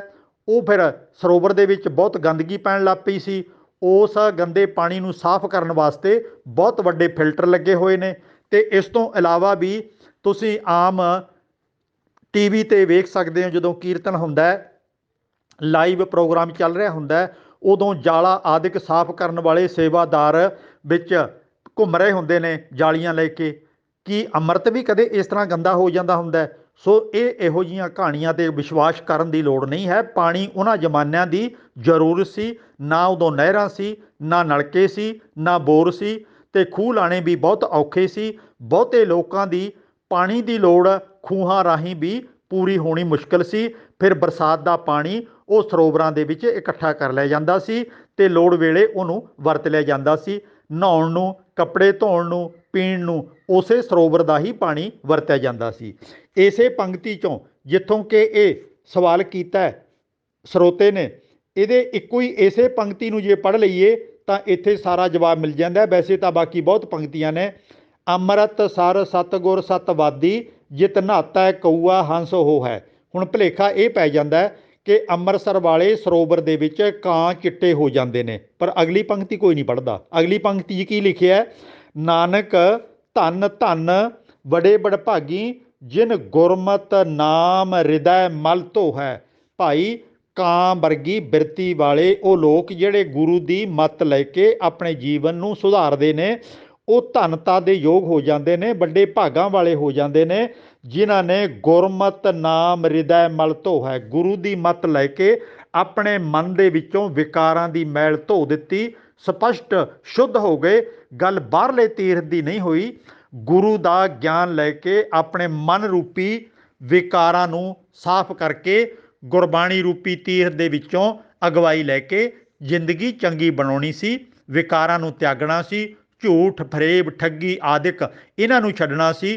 ਕਦੀ ਸੋਚ ਕੇ ਦੇਖੋ, ਆ ਪਿਛਲੇ ਸਮੇਂ 'ਚ ਦਰਬਾਰ ਸਾਹਿਬ ਦੇ ਲੰਗਰ 'ਚ ਸੇਵਾ ਕਰਨ ਵਾਲਾ ਸੇਵਾਦਾਰ ਇੱਕ ਦਾਲ ਦੇ ਕੜਾਹੇ ਦੇ ਵਿੱਚ ਡਿੱਗ ਪਿਆ ਸੀ ਅਤੇ ਉਹਨੂੰ ਚੁੱਕ ਕੇ ਤੁਰੰਤ ਹਸਪਤਾਲ ਲੈ ਗਏ ਸਨ, ਕਿਉਂਕਿ ਉਹਦਾ ਸਰੀਰ ਸੜ ਗਿਆ ਸੀ ਬਹੁਤ ਸਾਰਾ, ਅਤੇ ਉਹਨੂੰ ਹਸਪਤਾਲ ਲੈ ਕੇ ਗਏ ਸਨ। ਸਰੋਵਰ ਦੇ ਵਿੱਚ ਇਸ਼ਨਾਨ ਨਹੀਂ ਕਰਵਾਇਆ। ਅਤੇ ਇਸੇ ਤਰ੍ਹਾਂ ਹੋਰ ਵੀ ਵੱਡੀਆਂ ਵੱਡੀਆਂ ਬਿਮਾਰੀਆਂ ਵਾਲਿਆਂ ਨੂੰ ਹਸਪਤਾਲ ਲਿਜਾਇਆ ਜਾਂਦਾ ਹੈ। ਖੁਦ ਸ਼੍ਰੋਮਣੀ ਗੁਰਦੁਆਰਾ ਪ੍ਰਬੰਧਕ ਕਮੇਟੀ ਨੇ ਆਪਣੇ ਹਸਪਤਾਲ ਖੋਲ੍ਹਿਆ ਹੋਇਆ ਹੈ, ਗੁਰੂ ਰਾਮਦਾਸ ਹਸਪਤਾਲ। ਅਤੇ ਜੇ ਕਿਤੇ ਸਰੋਵਰ ਨਾਲੇ ਸਾਰੇ ਰੋਗ ਦੂਰ ਹੁੰਦੇ ਨੇ, ਫਿਰ ਤਾਂ ਹਸਪਤਾਲ ਕਿਤੇ ਲੋੜ ਹੀ ਨਹੀਂ ਸੀ ਰਹਿਣੀ। ਅਤੇ ਗੱਲ ਸੀ ਅੱਜ ਵੀ ਸ਼੍ਰੋਮਣੀ ਕਮੇਟੀ ਦੇ ਅਤੇ ਹੋਰ ਜਿਹੜੇ ਤਰ੍ਹਾਂ ਤਰ੍ਹਾਂ ਦੇ ਲੋਕ ਨੇ, ਉਹਨਾਂ ਦੇ ਮਨ ਦੇ ਵਿਕਾਰਾਂ ਦੀ ਮੈਲ ਅੱਜ ਤੱਕ ਖਤਮ ਨਹੀਂ ਹੋਈ। ਕਿਤੇ ਗੁਰੂ ਗ੍ਰੰਥ ਸਾਹਿਬ ਦੇ ਸਰੂਪ ਗੁਆਚ ਗਏ, ਕਿਤੇ ਡਾਂਗਾ ਸੋਟੇ ਚੱਲ ਗਏ, ਕਿਤੇ ਮੁਜ਼ਾਹਰੇ ਹੋ ਰਹੇ ਨੇ, ਕਿਤੇ ਗੋਲਕਾਂ ਲੁੱਟੀਆਂ ਗਈਆਂ ਨੇ। ਸਾਨੂੰ ਚੇਤੇ ਨਹੀਂ ਆਇਆ। ਇਸ ਪੱਖ ਵੱਲ ਧਿਆਨ ਦੇਣ ਦੀ ਲੋੜ ਸੀ, ਨਾ ਕਿ ਸਰੋਵਰਾਂ ਚੁੱਭੀਆਂ ਲਾਉਣ ਦੀ। ਇਹਦੇ ਨਾਲ ਕੁਝ ਵੀ ਪ੍ਰਾਪਤ ਨਹੀਂ ਹੋਣਾ। ਜੇ ਅੱਜ ਤੋਂ ਕਿੰਨਾ ਸਮਾਂ ਪਹਿਲਾਂ ਸਰੋਵਰ ਬਣ ਗਏ ਸੀ ਤੇ ਫਿਰ ਤਾਂ ਹੁਣ ਤੱਕ ਸਾਰਾ ਸੁਧਾਰ ਹੋ ਜਾਣਾ ਚਾਹੀਦਾ ਸੀ। ਇਹ ਚੀਜ਼ਾਂ ਪ੍ਰਚਾਰ ਕੇ ਸਾਨੂੰ ਗੁਰਬਾਣੀ ਤੋਂ ਦੂਰ ਕੀਤਾ ਗਿਆ। ਅਸੀਂ ਗੁਰਬਾਣੀ ਤੋਂ ਅਣਜਾਣ ਰਹਿ ਗਏ। ਬਾਕੀ ਹੋਰ ਕਿਤੇ ਕੜਾਹ ਪ੍ਰਸ਼ਾਦ, ਕਿਤੇ ਚਾਨਣੀ, ਕਿਤੇ ਲੰਗਰ ਛਕਣਾ, ਕਿਤੇ ਝਾੜੂ ਪੋਚਾ ਲਾਉਣਾ ਅਤੇ ਕਿਤੇ ਅਖੰਡ ਪਾਠ ਕਰਾਉਣੇ, ਕਿਤੇ ਸਰੋਵਰਾਂ 'ਚ ਇਸ਼ਨਾਨ ਕਰਨੇ, ਇਹਨਾਂ ਗਲਤ ਕੰਮਾਂ ਦੇ ਵਿੱਚ ਸਾਨੂੰ ਉਲਝਾ ਦਿੱਤਾ ਗਿਆ। ਕੰਮ ਕਰਨ ਵਾਲਾ ਸੀ ਗੁਰਬਾਣੀ ਨੂੰ ਸਹਿਜ ਨਾਲ ਆਪ ਪੜ੍ਹਨਾ ਅਤੇ ਉਹਨੂੰ ਸਮਝਣਾ, ਫਿਰ ਆਪਣੀ ਜ਼ਿੰਦਗੀ 'ਚ ਲਾਗੂ ਕਰਨਾ। ਇਹ ਕੰਮ ਸਭ ਤੋਂ ਜ਼ਰੂਰੀ ਸੀ। ਅਤੇ ਜਿਹੜਾ ਅੰਮ੍ਰਿਤਸਰ ਬਾਰੇ ਇਹ ਸ਼ਬਦ ਗੁਰੂ ਸਾਹਿਬ ਨੇ ਨਹੀਂ ਉਚਾਰਿਆ, ਉਦੋਂ ਇਹੋ ਜਿਹਾ ਕੁਝ ਵੀ ਨਹੀਂ ਸੀ ਕਿ ਗੁਰੂ ਸਾਹਿਬ ਕਹਿੰਦੇ ਹੁਣ ਸਾਰਿਆਂ ਨੂੰ ਕਿ ਇਹ ਸਰੋਵਰ 'ਚ ਇਸ਼ਨਾਨ ਕਰ ਲਿਆ ਕਰੋ, ਹੁਣ ਗੰਗਾ ਜਾਣ ਦੀ ਲੋੜ ਨਹੀਂ, ਹੁਣ ਇੱਥੇ ਹੀ ਅਸੀਂ ਗੰਗਾ ਦਾ ਵਰਗਾ ਇੱਕ ਸਰੋਵਰ ਬਣਾ ਦਿੱਤਾ, ਬਚ ਜਾਓ ਇਹਨਾਂ ਭਰਮ ਜਾਲਾਂ ਤੋਂ, ਆਪਣੇ ਆਪ ਨੂੰ ਵਿਕਸਿਤ ਕਰੋ ਜੀ। ਸਵਾਲ ਨੰਬਰ 359 ਭਾਈ ਦਵਿੰਦਰਪਾਲ ਭੋਗਪੁਰ ਤੋਂ। ਇਹਨਾਂ ਦਾ ਸਵਾਲ ਹੈ, ਮੈਂ ਚਮਾਰ ਜਾਤੀ ਨਾਲ ਸੰਬੰਧ ਰੱਖਦਾ ਹਾਂ। ਕੀ ਸਿੱਖ ਹੋਣ ਲਈ ਨਾਮ ਦੇ ਪਿੱਛੇ ਸਿੰਘ ਲਾਉਣਾ ਜ਼ਰੂਰੀ ਹੈ? ਮੈਂ ਸ਼ੁਰੂ ਤੋਂ ਹੀ ਗੁਰਮਤਿ ਨੂੰ ਪੜ੍ਹਿਆ ਹੈ। ਮੇਰਾ ਵਿਆਹ ਸਿੱਖ ਧਰਮ ਅਨੁਸਾਰ ਹੋਇਆ ਹੈ। ਹਰ ਕੰਮ ਸਮਝ ਮੁਤਾਬਕ ਗੁਰਮਤਿ ਅਨੁਸਾਰ ਕਰਦਾ ਹਾਂ। ਕੀ ਸਿੰਘ ਸ਼ਬਦ ਲਾਉਣਾ ਫਿਰ ਵੀ ਜ਼ਰੂਰੀ ਹੈ? ਇਹਦੇ ਬਾਰੇ ਸਪਸ਼ਟ ਕਰਕੇ ਦੱਸੋ ਜੀ।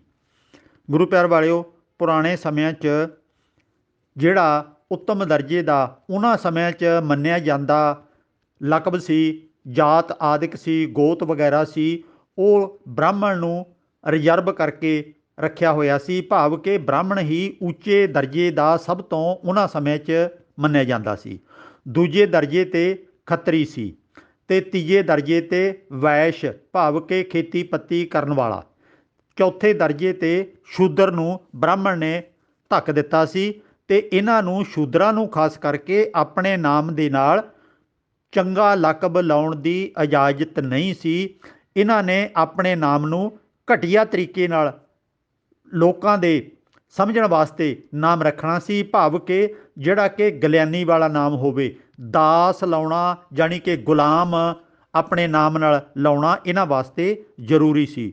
ਸਦੀਆਂ ਤੱਕ ਇਹ ਕੰਮ ਵੰਡ ਚੱਲਦੀ ਰਹੀ ਤਾਂ ਕਿ ਨਾਮ ਦੇ ਰਾਹੀਂ, ਪਹਿਰਾਵੇ ਦੇ ਰਾਹੀਂ ਪਤਾ ਲੱਗ ਜਾਵੇ ਕਿ ਇਹ ਬੰਦਾ ਕਿਸ ਜਾਤੀ ਦਾ ਹੈ। ਅਤੇ ਜਦੋਂ ਇਸਲਾਮ ਆਇਆ ਅਤੇ ਇਸਲਾਮ ਵਾਲਿਆਂ ਨੇ ਆਪਣੇ ਢੰਗ ਨਾਲ ਸਾਰਿਆਂ ਦੇ ਨਾਮ ਅੱਗੇ ਮੁਹੰਮਦ ਲਾ ਕੇ ਉਹਨਾਂ ਦੇ ਉਸ ਤਰ੍ਹਾਂ ਦੇ ਨਾਮ ਰੱਖਣੇ ਸ਼ੁਰੂ ਕਰ ਦਿੱਤੇ। ਅਤੇ ਉਹਨਾਂ ਦੇ ਵਿੱਚ ਵੀ ਉੱਚੀਆਂ ਪਦਵੀਆਂ ਵਾਲੇ ਜਾਂ ਉੱਚੇ ਖਾਨਦਾਨੀ ਰੁਤਬੇ ਉਹਨਾਂ ਦੇ ਵਿੱਚ ਵੀ ਹੈਗੇ ਨੇ। ਤਾਂ ਸਿੱਖਾਂ ਦੇ ਵਿੱਚ ਗੁਰੂ ਸਾਹਿਬ ਨੇ ਹਰ ਇੱਕ ਵਾਸਤੇ ਇਹ ਜ਼ਰੂਰੀ ਲਾਗੂ ਕੀਤਾ ਕਿ ਤੁਸੀਂ ਸਾਰੇ ਬਰਾਬਰ ਹੋ, ਭੈਣ ਭਾਈ ਹੋ, ਕੋਈ ਉੱਚਾ ਨੀਵਾਂ ਨਹੀਂ ਹੈ। ਤੁਸੀਂ ਲੰਗਰ ਇਕੱਠੇ ਛਕ ਸਕਦੇ ਹੋ, ਇੱਕ ਦੂਜੇ ਨਾਲ ਰਿਸ਼ਤੇਦਾਰੀਆਂ ਪਾ ਸਕਦੇ ਹੋ, ਅਤੇ ਤੁਸੀਂ ਸਰੋਵਰਾਂ ਦੇ ਵਿੱਚ ਇਕੱਠੇ ਨਹਾ ਸਕਦੇ ਹੋ। ਅਤੇ ਇਸੇ ਕਰਕੇ ਉਹਨਾਂ ਨੇ ਰਵਿਦਾਸ ਜੋ ਕਿ ਜਾਤੀ ਪੱਖੋਂ ਮਨੂ ਸਿਮਰਤੀ ਮੁਤਾਬਕ ਜਿਹੜੀ ਵੰਡ ਪਾਈ ਹੈ ਉਹਦੇ ਮੁਤਾਬਕ ਚਮਾਰ ਜਾਤੀ ਨਾਲ ਸੰਬੰਧਿਤ ਸਨ। ਬਾਕੀ ਵੀ ਕਈ ਭਗਤ ਸਾਹਿਬਾਨ ਆਖੀਆਂ ਜਾਂਦੀਆਂ ਛੋਟੀਆਂ ਜਾਤਾਂ ਨਾਲ ਸੰਬੰਧਿਤ ਸਨ। ਅਤੇ ਉਹਨਾਂ ਦੇ ਉੱਤਮ ਗਿਆਨ ਨੂੰ ਗੁਰੂ ਨਾਨਕ ਨੇ ਪ੍ਰਾਪਤ ਕਰਕੇ ਗੁਰਬਾਣੀ ਦਾ ਦਰਜਾ ਦਿੱਤਾ ਤਾਂ ਕਿ ਤੁਸੀਂ ਇਹਦੇ ਵਿੱਚੋਂ ਵੀ ਅਗਵਾਈ ਲਓ। ਇਹ ਛੋਟੀਆਂ ਜਾਤਾਂ ਉਂਝ ਨਹੀਂ ਹੁੰਦੀਆਂ, ਬਲਕਿ ਪੁਜਾਰੀਆਂ ਵੱਲੋਂ, ਬ੍ਰਾਹਮਣਾਂ ਵੱਲੋਂ ਬਣਾਈਆਂ ਗਈਆਂ ਨੇ, ਅਤੇ ਗੁਰੂ ਸਾਹਿਬ ਨੇ ਇਹਨਾਂ ਨੂੰ ਰੱਦ ਕੀਤਾ। ਗੁਰਬਾਣੀ 'ਚ ਬਹੁਤ ਪੰਕਤੀਆਂ ਨੇ ਜਾਤ ਪਾਤ ਦੇ ਵਿਰੋਧ ਵਿੱਚ। ਜਾਤ ਕਾ ਗਰਬ ਨਾ ਕਰ ਮੂਰਖ ਗਵਾਰਾ, ਇਸ ਗਰਬ 'ਤੇ ਚੱਲੈ ਬਹੁਤ ਵਿਕਾਰਾ। ਭਾਈ ਜਾਤ ਪਾਤ ਦਾ ਹੰਕਾਰ ਨਾ ਕਰੋ, ਇਹਨੇ ਬੜਾ ਨਾਸ ਕੀਤਾ ਸਮਾਜ ਦਾ। ਇਸੇ ਤਰ੍ਹਾਂ ਜਾਤੀ ਦੈ ਕੇ ਹੱਥ ਸੱਚ ਪਰਖੀਐ, ਮੋਹਰਾ ਹੋਵੈ ਹੱਥ ਮਰੀਐ ਚੱਖੀਐ। ਗੁਰੂ ਨਾਨਕ ਸਾਹਿਬ ਤਾਂ ਕਹਿੰਦੇ ਨੇ ਜਾਤ ਦੇ ਕੀ ਹੱਥ 'ਚ ਹੈ, ਤੁਸੀਂ ਤਾਂ ਮਾਨੋ ਜਾਤ ਰੂਪੀ ਜ਼ਹਿਰ ਆਪਣੀ ਹਥੇਲੀ 'ਤੇ ਟਿਕਾਇਆ ਹੋਇਆ, ਅਤੇ ਕਿਸੇ ਵੇਲੇ ਵੀ ਤੁਹਾਡੇ ਅੰਦਰ ਚਲਾ ਜਾਵੇ ਅਤੇ ਤੁਹਾਡੀ ਮੌਤ ਹੈ, ਮਾਨਸਿਕ ਤੌਰ 'ਤੇ, ਆਤਮਿਕ ਤੌਰ 'ਤੇ। ਭਾਵ ਕਿ ਇਹ ਜਾਤ ਦਾ ਜ਼ਹਿਰ ਆਪਣੇ ਅੰਦਰੋਂ ਕੱਢ ਦਿਓ ਅਤੇ ਤੁਸੀਂ ਬਰਾਬਰ ਦੇ ਭੈਣ ਭਰਾ ਬਣ ਜਾਓ। ਅਤੇ ਇਹ ਦੁਖਦਾਈ ਪੱਖ ਹੈ ਕਿ ਸਾਡੇ ਭੈਣਾਂ ਭਰਾਵਾਂ ਨੇ ਜਿਹੜੇ ਕਿ ਮੁਖੀ ਸਨ ਸਿੱਖ ਧਰਮ ਦੇ, ਉਹਨਾਂ ਨੇ ਬਰਾਬਰਤਾ ਵਾਲਾ ਕੋਈ ਕੰਮ ਬਹੁਤੇ ਵੱਡੇ ਪੈਮਾਨੇ 'ਤੇ ਨਹੀਂ ਕੀਤਾ। ਸਿੱਖਾਂ ਦੇ ਵਿੱਚ ਅਜੇ ਵੀ ਜਾਤ ਪਾਤ ਉਸੇ ਤਰ੍ਹਾਂ ਕਾਇਮ ਚਲੀ ਆ ਰਹੀ ਹੈ। ਅਸੀਂ ਸਾਰੇ ਸਿੰਘ ਅਤੇ ਕੌਰ ਸ਼ਬਦ ਆਪਣੇ ਨਾਮ ਨਾਲ ਲਾ ਕੇ ਇਹ ਸਿੱਧ ਕਰਦੇ ਹਾਂ, ਇੱਕ ਤਾਂ ਹੁੰਦੇ ਆ ਕੌਮੀ ਤੌਰ 'ਤੇ ਪਛਾਣ ਬਣਦੀ ਹੈ ਸਾਡੀ। ਜੇ ਅਸੀਂ ਕੌਮੀ ਤੌਰ 'ਤੇ ਆਪਣੇ ਨਾਮ ਇਸ ਤਰ੍ਹਾਂ ਦੇ ਨਹੀਂ ਰੱਖਾਂਗੇ ਤਾਂ ਫਿਰ ਅਸੀਂ ਦੂਜਿਆਂ ਦੇ ਵਿੱਚ ਹੌਲੀ ਹੌਲੀ ਰਲਗੱਡ ਹੋ ਜਾਂਦੇ ਹਾਂ। ਅਤੇ ਸਾਨੂੰ ਤਾਂ ਪੁਰਾਣੇ ਸਮਿਆਂ 'ਚ ਵਧੀਆ ਇੱਜ਼ਤਦਾਰ ਨਾਮ ਵੀ ਰੱਖਣ ਦੀ ਇਜਾਜ਼ਤ ਨਹੀਂ ਸੀ। ਸਿੰਘ ਮੈਨੇ ਬਹਾਦਰ ਭਾਵ ਕਿ ਸ਼ੇਰ, ਅਤੇ ਕੌਰ ਹੁੰਦਾ ਕੰਵਰ ਤੋਂ ਭਾਵ ਹੈ ਰਾਜਕੁਮਾਰ, ਅਤੇ ਔਰਤਾਂ ਨੂੰ ਰਾਜਕੁਮਾਰ ਜਾਂ ਰਾਜਕੁਮਾਰੀਆਂ ਕਹਿ ਕੇ ਗੁਰੂ ਸਾਹਿਬ ਨੇ ਸਤਿਕਾਰ ਦਿੱਤਾ। ਅਤੇ ਇਨਸਾਨਾਂ ਨੂੰ, ਮਨੁੱਖਾਂ ਨੂੰ, ਜਿਹੜੇ ਸਿੱਖ ਬਣਦੇ ਸੀ ਉਹਨਾਂ ਨੂੰ ਸਿੰਘ ਸ਼ਬਦ ਆਪਣੇ ਨਾਮ ਦੇ ਨਾਲ ਲਾਉਣ ਦਾ ਹੁਕਮ ਕੀਤਾ ਤਾਂ ਕਿ ਤੁਸੀਂ ਕਿਸੇ ਨਾਲੋਂ ਘਟੀਆ ਨਹੀਂ ਹੋ, ਤੁਸੀਂ ਦਾਸ ਵਗੈਰਾ ਨਹੀਂ ਹੋ, ਨਾ ਹੀ ਉੱਚੇ ਹੋ ਅਤੇ ਨਾ ਹੀ ਨੀਵੇਂ ਹੋ, ਤੁਸੀਂ ਸਾਰੇ ਬਰਾਬਰ ਦੇ ਇਨਸਾਨ ਹੋ। ਅਤੇ ਅੱਜ ਤੋਂ ਬਾਅਦ ਤੁਹਾਨੂੰ ਸਿੰਘ ਨਾਮ ਦਿੱਤਾ ਜਾਂਦਾ ਅਤੇ ਬੀਬੀਆਂ ਨੂੰ ਕੌਰ ਨਾਮ ਦਿੱਤਾ ਜਾਂਦਾ। ਆਪਣੇ ਨਾਮ ਦੇ ਅਖੀਰ ਦੇ ਵਿੱਚ ਸਿੰਘ ਅਤੇ ਕੌਰ ਸ਼ਬਦ ਜ਼ਰੂਰ ਲਾਇਆ ਕਰੋ। ਇਹ ਸਿੱਖ ਧਰਮ ਦੀ ਗੱਲ ਨਾ ਇਹਦੇ 'ਚ ਕਰੀਏ, ਸਾਡਾ ਕੌਮੀ ਕਨਸੈਪਟ ਹੈ, ਇਹਦੇ 'ਤੇ ਸਾਡੀ ਪਛਾਣ ਹੁੰਦੀ ਹੈ ਕਿ ਇਹ ਸਿੱਖ ਹੈ ਅਤੇ ਇਹਨਾਂ ਦੇ ਵਿੱਚ ਇਹ ਬਰਾਬਰਤਾ ਵਾਲਾ ਇਹ ਨਾਮ ਨੇ ਅਤੇ ਹੋਰ ਵੀ ਬਰਾਬਰਤੇ ਵਾਲੇ ਬਹੁਤ ਅਸੂਲ ਨੇ। ਇਹ ਉਹਨਾਂ ਦੇ ਕਰਕੇ ਜਦੋਂ ਕਿਸੇ ਨੂੰ ਵੀ ਛੋਟੀ ਜਾਤ ਵਾਲੇ ਨੂੰ ਸਿੰਘ ਸ਼ਬਦ ਆਪਣੇ ਨਾਮ ਦੇ ਨਾਲ ਲਾਉਣ ਦੀ ਇਜਾਜ਼ਤ ਨਹੀਂ ਸੀ, ਉਦੋਂ ਗੁਰੂ ਸਾਹਿਬ ਨੇ ਸਿੱਖਾਂ ਨੂੰ ਹੁਕਮ ਕੀਤਾ ਕਿ ਤੁਹਾਨੂੰ ਕੋਈ ਨਹੀਂ ਰੋਕ ਸਕਦਾ, ਤੁਸੀਂ ਆਪਣੇ ਨਾਮ ਦੇ ਨਾਲ ਸਿੰਘ ਸ਼ਬਦ ਲਾਇਆ ਕਰੋ। ਸੋ ਇਹ ਤਾਂ ਸਾਡੇ ਵਾਸਤੇ ਸਗੋਂ ਮਾਣ ਦੀ ਗੱਲ ਹੋਣੀ ਚਾਹੀਦੀ ਹੈ, ਇਹ ਕੋਈ ਅਪਮਾਨ ਵਾਲੀ ਗੱਲ ਨਹੀਂ ਹੈ। ਸਾਰੇ ਸਾਨੂੰ ਕੌਮੀ ਕਨਸੈਪਟ ਨੂੰ ਪ੍ਰਵਾਨ ਕਰਨਾ ਚਾਹੀਦਾ ਹੈ। ਸਵਾਲ ਨੰਬਰ 360 ਭਾਈ ਮਨਦੀਪ ਸਿੰਘ ਵੱਲਾ, ਜ਼ਿਲ੍ਹਾ ਅੰਮ੍ਰਿਤਸਰ। ਇਹਨਾਂ ਦਾ ਸਵਾਲ ਹੈ, ਦਰਬਾਰ ਸਾਹਿਬ ਅੰਮ੍ਰਿਤਸਰ ਨੂੰ ਸਿੱਖੀ ਦਾ ਧੁਰਾ ਕਿਹਾ ਜਾਂਦਾ ਹੈ, ਕੀ ਇਹ ਸਹੀ ਹੈ? ਜੇ ਇਹ ਸਿੱਖੀ ਦਾ ਧੁਰਾ ਸੀ ਫਿਰ ਗੁਰੂ ਹਰਗੋਬਿੰਦ ਸਾਹਿਬ ਨੇ ਅੰਮ੍ਰਿਤਸਰ ਕਿਉਂ ਛੱਡ ਦਿੱਤਾ? ਇੱਥੇ ਧਿਆਨ ਰਵੇ ਕਿ ਕੋਈ ਵੀ ਅਸਥਾਨ, ਗੁਰਦੁਆਰਾ ਜਾਂ ਧਰਮਸਾਲ ਸਿੱਖੀ ਦਾ ਧੁਰਾ ਨਹੀਂ ਹੈ, ਇਹ ਪੁਜਾਰੀਆਂ ਵੱਲੋਂ ਪ੍ਰਚਾਰਿਆ ਗਿਆ ਹੈ। ਕੇਂਦਰੀ ਅਸਥਾਨ ਇਹ ਤਾਂ ਬਣ ਗਿਆ ਕਿਉਂਕਿ ਇੱਥੇ ਆਵਾਜਾਈ ਦੇ ਸਾਧਨ ਸਨ, ਅਤੇ ਜਿਵੇਂ ਕਿ ਆਨੰਦਪੁਰ ਬਹੁਤ ਮਹਾਨ ਸੀ ਪਰ ਉਹ ਇੱਕ ਸਾਈਡ 'ਤੇ ਚਲਾ ਗਿਆ, ਪਹਾੜੀ ਇਲਾਕਿਆਂ ਚਲਾ ਗਿਆ। ਜੰਗ ਯੁੱਧਾਂ ਵੇਲੇ ਤਾਂ ਉਹ ਠੀਕ ਸੀ, ਗੁਰੂ ਸਾਹਿਬ ਨੇ ਉਹ ਥਾਂ ਚੋਣ ਕੀਤੀ, ਪਰ ਮੈਦਾਨੀ ਇਲਾਕੇ ਦੇ ਲੋਕ ਉੱਧਰ ਜਾਣ ਵਾਸਤੇ ਉਹਨਾਂ ਨੂੰ ਮੁਸ਼ਕਲ ਆਉਂਦੀ ਸੀ। ਤੋ ਇਹ ਮੈਦਾਨੀ ਇਲਾਕੇ ਦੇ ਵਿੱਚ ਸੀ। ਫਿਰ ਜਿਹੜੀ ਵੱਡੀ ਕਲਕੱਤੇ ਤੋਂ ਲੈ ਕੇ ਅਫਗਾਨਿਸਤਾਨ ਤੱਕ ਵੱਡੀ ਸੜਕ ਚੱਲਦੀ ਸੀ, ਜਿਹਨੂੰ ਜਰਨੈਲੀ ਸੜਕ ਆਪਾਂ ਕਹਿੰਦੇ ਹਾਂ, ਭਾਵੇਂ ਉਦੋਂ ਕੱਚਾ ਰਸਤਾ ਸੀ ਪਰ ਇਸੇ ਰਾਹ ਦੇ ਉੱਤੋਂ ਦੀ ਲੋਕੀ ਲੰਘ ਕੇ ਜਾਂਦੇ ਸੀ। ਤੇ ਇਸ ਪ੍ਰਮੁੱਖ ਰਾਹ ਦੇ ਉੱਤੇ ਹੋਣ ਕਰਕੇ ਵੀ ਇਹਦਾ ਮਹਾਨਤਾ ਵਧ ਗਈ। ਤੇ ਇੱਥੇ ਵੱਡੇ ਸਾਰੀਆਂ ਮੀਟਿੰਗਾਂ ਜਾਂ ਇਕੱਠ ਸਿੱਖਾਂ ਦੇ ਗੁਰਮਤਿ ਆਦਿਕ ਹੁੰਦੇ ਰਹੇ ਨੇ ਤੇ ਇਸੇ ਕਰਕੇ ਇਹਦੀ ਥੋੜ੍ਹੀ ਜਿਹੀ ਅਹਿਮੀਅਤ ਵੱਧ ਗਈ ਹੈ।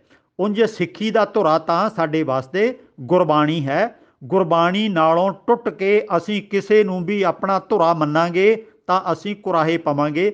ਇਹ ਪੁਜਾਰੀਆਂ ਨੇ ਦਰਬਾਰ ਸਾਹਿਬ ਦੇ ਵਿੱਚ ਲੋਕਾਂ ਨੂੰ ਜ਼ਿਆਦਾ ਤੋਂ ਜ਼ਿਆਦਾ ਬੁਲਾਉਣ ਵਾਸਤੇ, ਪ੍ਰਭਾਵਿਤ ਕਰਨ ਵਾਸਤੇ ਢੰਗ ਤਰੀਕੇ ਲੱਭੇ ਨੇ। ਕਿਤੇ ਉੱਥੇ ਦੁੱਖ ਭੰਜਨੀ ਬੇਰੀ ਦੀ ਮਹਾਨਤਾ ਦੱਸ ਦਿੱਤੀ, ਕਿਤੇ ਸਰੋਵਰ ਦੀ ਮਹਾਨਤਾ ਦੱਸ ਦਿੱਤੀ, ਕਿਤੇ ਉੱਥੇ ਅਖੰਡ ਪਾਠ ਕਰਾਉਣ ਦੀ ਵੱਡੀ ਮਹਾਨਤਾ ਸੁਣਾ ਦਿੱਤੀ, ਕਦੇ ਲੰਗਰ ਕਰਾਉਣ ਦੀ, ਕਿਤੇ ਹੋਰ ਕਈ ਤਰ੍ਹਾਂ ਦੀਆਂ ਜਿਹੜੀਆਂ ਮਰਿਆਦਾਵਾਂ ਨੇ ਉੱਥੇ ਪੂਰੀਆਂ ਕਰਨ ਵਾਸਤੇ ਸਾਨੂੰ ਕਹਾਣੀਆਂ ਸੁਣਾ ਦਿੱਤੀਆਂ। ਆਪਾਂ ਆਪ ਸਟੱਡੀ ਨਹੀਂ ਕਰਦੇ, ਇਸ ਕਰਕੇ ਉਹਨਾਂ ਦੇ ਝੂਠ ਪ੍ਰਚਾਰ ਨੂੰ ਹੌਲੀ ਹੌਲੀ ਸੱਚ ਮੰਨ ਕੇ ਬਹਿ ਜਾਂਦੇ ਹਾਂ। ਅਤੇ ਸਿੱਖੀ ਦਾ ਧੁਰਾ ਕੋਈ ਅਸਥਾਨ ਨਹੀਂ ਹੈ, ਉਹ ਹੈ ਸਾਡਾ ਗੁਰਬਾਣੀ ਹੈ, ਸਾਡਾ ਕੇਂਦਰੀ ਧੁਰਾ ਜਿੱਥੋਂ ਸਾਨੂੰ ਅਗਵਾਈ ਮਿਲਦੀ ਹੈ। ਜੇ ਸਿੱਖੀ ਦੇ ਧੁਰੇ ਇਉਂ ਮੰਨਣ ਲੱਗ ਪਾਵਾਂਗੇ ਫਿਰ ਤਾਂ ਨਨਕਾਣਾ ਸਾਹਿਬ ਜਿੱਥੋਂ ਸਿੱਖੀ ਦਾ ਮੁੱਢ ਵੱਜਿਆ ਉਸ ਅਸਥਾਨ ਨੂੰ ਸਿੱਖੀ ਦਾ ਧੁਰਾ ਮੰਨਿਆ ਜਾਣਾ ਚਾਹੀਦਾ। ਉਹਨੂੰ ਤਾਂ 73-74 ਸਾਲ ਹੋ ਗਏ ਨੇ ਸਾਤੋਂ ਵਿਛੜ ਗਿਆ ਨਨਕਾਣਾ ਸਾਹਿਬ। ਤਾਂ ਇਸੇ ਤਰ੍ਹਾਂ ਪਟਨਾ ਸਾਹਿਬ ਵਾਲੇ ਕਹਿੰਦੇ ਨੇ ਸਾਡੇ ਕੋਲੇ ਧੁਰਾ ਹੈ, ਹਜੂਰ ਸਾਹਿਬ ਵਾਲੇ ਕਹਿੰਦੇ ਨੇ ਅਸੀਂ ਕੇਂਦਰੀ ਅਸਥਾਨ 'ਚ ਬੈਠੇ ਹਾਂ, ਅਨੰਦਪੁਰ ਸਾਹਿਬ ਵਾਲੇ ਉਹਨੂੰ ਮਹਾਨਤਾ ਦੱਸਦੇ ਨੇ, ਦਮਦਮੇ ਸਾਹਿਬ ਵਾਲੇ ਉਹਨੂੰ ਦੱਸਦੇ ਨੇ। ਇਸ ਤਰ੍ਹਾਂ ਕਿਤੇ ਕਲੇਰਾਂ ਵਾਲੇ, ਕਿਤੇ ਟਕਸਾਲ ਵਾਲੇ ਅਤੇ ਕਿਤੇ ਮਸਤੂਆਣੇ ਵਾਲੇ, ਕਿੰਨੇ ਸਾਧ ਸੰਤ ਆਦਿਕ ਆਪੋ ਆਪਣੀਆਂ ਥਾਵਾਂ 'ਤੇ ਇੱਥੇ ਗੁਰੂ ਸਾਹਿਬ ਆਏ ਸੀ, ਉਹਨਾਂ ਨੇ ਚਰਨ ਪਾਏ ਸੀ, ਇਹ ਥਾਂ ਪਵਿੱਤਰ ਹੋ ਗਈ ਹੈ। ਇੱਥੇ ਘੋੜੇ ਦਾ ਪੌੜ ਲੱਗਿਆ ਸੀ, ਇੱਥੇ ਤਿੱਤਰ ਦਾ ਸ਼ਿਕਾਰ ਕੀਤਾ ਸੀ, ਇੱਥੇ ਉਹਨਾਂ ਦਾ ਜੋੜਾ ਪਿਆ, ਇੱਥੇ ਕਸ਼ਹਿਰਾ ਪਿਆ, ਇੱਥੇ ਤੀਰ ਪਿਆ। ਕਿੰਨੀਆਂ ਕਹਾਣੀਆਂ ਪਾ ਪਾ ਕੇ ਸਾਨੂੰ ਬੇਵਕੂਫ ਬਣਾ ਰਹੇ ਨੇ। ਇਹ ਸਾਰੀਆਂ ਥਾਵਾਂ ਧੁਰਾ ਨਹੀਂ ਹੈਗੀਆਂ। ਗੁਰੂ ਸਾਹਿਬ ਤਾਂ ਕਦੀ ਫਿਰ ਅੰਦਾਜ਼ਾ ਲਾਓ ਗੁਰੂ ਨਾਨਕ ਸਾਹਿਬ ਨੇ ਕਿੰਨਾ ਸਫ਼ਰ ਕੀਤਾ ਸੀ, ਉਹ ਸਾਰੀਆਂ ਥਾਵਾਂ ਪਵਿੱਤਰ ਹੋ ਗਈਆਂ। ਆਪਾਂ ਤੁਰੇ ਫਿਰੀਏ ਉਹਨਾਂ ਥਾਵਾਂ 'ਤੇ। ਹਾਂ, ਉਹਨਾਂ ਥਾਵਾਂ 'ਤੇ ਜਾ ਕੇ ਕੋਈ ਸੇਧ ਲੈਣੀ, ਯਾਤਰਾ ਕਰਨੀ, ਮਨੋਰੰਜਨ ਕਰਨਾ ਅਤੇ ਇਤਿਹਾਸਕ ਥਾਵਾਂ ਵੇਖ ਕੇ ਕੁਝ ਨਵੀਂ ਕਿਤਾਬ ਲਿਖਣੀ, ਲੋਕਾਂ ਨੂੰ ਗਿਆਨ ਦੇਣਾ, ਇਹ ਤਾਂ ਅਸੰਭਵ ਹੋ ਸਕਦਾ। ਅਤੇ ਉਂਝ ਧੁਰਾ ਸਾਡਾ ਕੇਂਦਰੀ ਅਸਥਾਨ ਉਹ ਹੈ ਗੁਰਬਾਣੀ, ਅਤੇ ਗੁਰਬਾਣੀ 'ਚੋਂ ਆਪਣੀ ਜ਼ਿੰਦਗੀ ਨੂੰ ਉਸ ਅਨੁਸਾਰ ਬਣਾਉਣਾ। ਹਜ਼ਾਰਾਂ ਲੱਖਾਂ ਵਿਕਾਰ ਸਾਡੇ ਅੰਦਰ ਮੌਜੂਦ ਨੇ ਅਤੇ ਧੁਰਾ ਅੰਮ੍ਰਿਤਸਰ ਪਿਆ। ਅਤੇ ਜਿਹੜਾ ਅੰਮ੍ਰਿਤਸਰ ਸਾਡਾ ਧੁਰਾ ਪ੍ਰਚਾਰਿਆ ਗਿਆ, ਉਸ ਧੁਰੇ ਦੇ ਅੰਦਰ ਕੀ ਹੋ ਰਿਹਾ, ਕੀ ਕਦੀ ਆਪਾਂ ਅੱਖਾਂ ਖੋਲ੍ਹ ਕੇ ਅੱਜ ਤੱਕ ਨਹੀਂ ਵੇਖਿਆ? ਉੱਥੇ 13 ਅਰਬ ਰੁਪਈਆ ਸਾਲਾਨਾ ਦਾ ਬਜਟ ਹੈ। 13 ਅਰਬ ਰੁਪਈਆ ਸੰਗਤਾਂ ਦੀ ਭੇਟਾ ਦਾ ਬਜਟ ਹੈ ਸ਼੍ਰੋਮਣੀ ਗੁਰਦੁਆਰਾ ਪ੍ਰਬੰਧਕ ਕਮੇਟੀ ਦਾ। 40,000 ਏਕੜ ਜ਼ਮੀਨ ਹੈ ਸ਼੍ਰੋਮਣੀ ਗੁਰਦੁਆਰਾ ਪ੍ਰਬੰਧਕ ਕਮੇਟੀ ਕੋਲ। ਹੋਰ ਵੀ ਗੁਰਦੁਆਰਿਆਂ ਦੀ ਬੇਅੰਤ ਜਾਇਦਾਦ ਹੈ ਅਤੇ ਚੜ੍ਹਾਵਾ ਚੜ੍ਹਦਾ, ਪਰ ਉਹਦਾ ਸਮਾਜ ਦੇ ਵਾਸਤੇ ਕਿੱਥੇ ਖਰਚ ਹੋਇਆ? ਕਿੰਨਾ ਕੁ ਵਿੱਦਿਆ ਦਿੱਤੀ ਗਈ, ਕਿੰਨੇ ਕੁ ਸਕੂਲ ਖੋਲ੍ਹੇ, ਕਿੰਨੇ ਕਾਲਜ, ਕਿੰਨੇ ਹਸਪਤਾਲ, ਕਿੰਨੇ ਅਗਵਾਈ ਦੇਣ ਵਾਲੇ ਸੋਮੇ, ਕਿੰਨੀਆਂ ਕਿਤਾਬਾਂ, ਕਿੰਨੇ ਪ੍ਰਚਾਰਕ, ਉੱਥੇ ਕੀ ਕੀਤਾ ਗਿਆ ਉਸ ਪੈਸੇ ਦੇ ਨਾਲ? ਕਿਵੇਂ ਧੁਰਾ ਬਣ ਗਿਆ? ਫਿਰ ਦਰਬਾਰ ਸਾਹਿਬ ਅਸੀਂ ਵੀ ਬਾਕੀ ਆਲੇ ਦੁਆਲੇ ਵਾਲੇ ਲੋਕਾਂ ਵਾਂਗ ਬਿਲਡਿੰਗਾਂ ਨੂੰ ਪੂਜਣ ਲੱਗ ਪਏ, ਸਰੋਵਰਾਂ ਨੂੰ ਪੂਜਣ ਲੱਗ ਪਏ, ਬੇਰੀਆਂ ਨੂੰ, ਜੰਡਾਂ ਨੂੰ, ਕਿੱਕਰਾਂ ਨੂੰ ਪੂਜਣ ਲੱਗ ਪਏ। ਗੁਰਬਾਣੀ ਤੋਂ ਬਹੁਤ ਦੂਰ ਹੋ ਗਏ। ਗੁਰਬਾਣੀ ਤਾਂ ਸਾਨੂੰ ਉੱਤਮ ਦਰਜੇ ਦਾ ਇਨਸਾਨ ਬਣਾਉਣ ਵਾਸਤੇ ਅਗਵਾਈ ਦਿੰਦੀ ਹੈ, ਗਿਆਨ ਦਿੰਦੀ ਹੈ, ਉਦਮੀ ਹਿੰਮਤੀ ਬਣਾਉਂਦੀ ਹੈ, ਬਹਾਦਰ ਬਣਾਉਂਦੀ ਹੈ, ਪਰ ਅਸੀਂ ਉਹ ਸਾਰਾ ਕੁਝ ਭੁੱਲ ਗਏ। ਅੱਜ ਸਿੱਖਾਂ ਨੂੰ ਹਰ ਥਾਂ 'ਤੇ ਨੀਵੀਆਂ ਪਾ ਕੇ ਭੇਡਾਂ ਵਾਂਗੂ ਤੁਰੇ ਫਿਰਦੇ ਵੇਖੀਦਾ। ਅਕਲ ਦਾ ਖਾਨਾ ਬਿਲਕੁਲ ਬੰਦ ਹੈ। ਗੁਰਦੁਆਰੇ ਜਾਂਦੇ ਨੇ, ਜੁੱਤੀਆਂ ਨੂੰ ਵੀ ਮੱਥੇ ਟੇਕਦੇ ਨੇ, ਗੰਦਾ ਪਾਣੀ ਵੀ ਅੰਮ੍ਰਿਤ ਸਮਝ ਕੇ ਪੀ ਲੈਂਦੇ ਨੇ, ਸਿਰ ਦੇ ਵਿੱਚ ਪਾ ਲੈਂਦੇ ਨੇ, ਅਤੇ ਇੱਕ ਦੂਜੇ ਦੀ ਜੂਠ ਵੀ ਖਾ ਲੈਂਦੇ ਨੇ। ਬਹੁਤ ਕੁਝ ਇਹੋ ਜਿਹਾ ਹੋ ਗਿਆ ਜਿਹੜਾ ਕਿ ਕੇਵਲ ਮੂਰਖ ਲੋਕ ਕਰ ਸਕਦੇ ਨੇ, ਸਿਆਣੇ ਲੋਕ ਇਹੋ ਜਿਹੇ ਕੰਮ ਨਹੀਂ ਕਰਦੇ ਹੁੰਦੇ। ਆਪਾਂ ਗੁਰਬਾਣੀ ਤੋਂ ਅਗਵਾਈ ਲਈਏ। ਸਾਡੀ ਜ਼ਿੰਦਗੀ ਦਾ ਧੁਰਾ ਉਹ ਹੈ ਗੁਰਬਾਣੀ। ਅਤੇ ਜਦੋਂ ਗੁਰਬਾਣੀ ਆਪਾਂ ਸਮਝ ਲਈ ਫਿਰ ਸਾਰਾ ਕਰਮ ਕਾਂਡ, ਵਹਿਮ ਭਰਮ ਸਭ ਕੁਝ ਸਾਡੇ ਦਿਮਾਗ 'ਚੋਂ ਨਿਕਲ ਜਾਵੇਗਾ।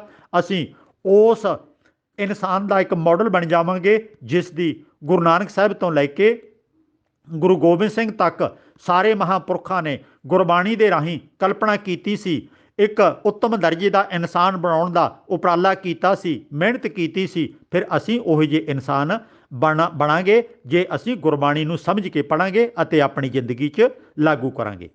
ਇਹ ਅੱਜ ਦੇ 10 ਸਵਾਲਾਂ ਦਾ ਇੱਥੇ ਸਮਾਪਤੀ ਹੁੰਦੀ ਹੈ।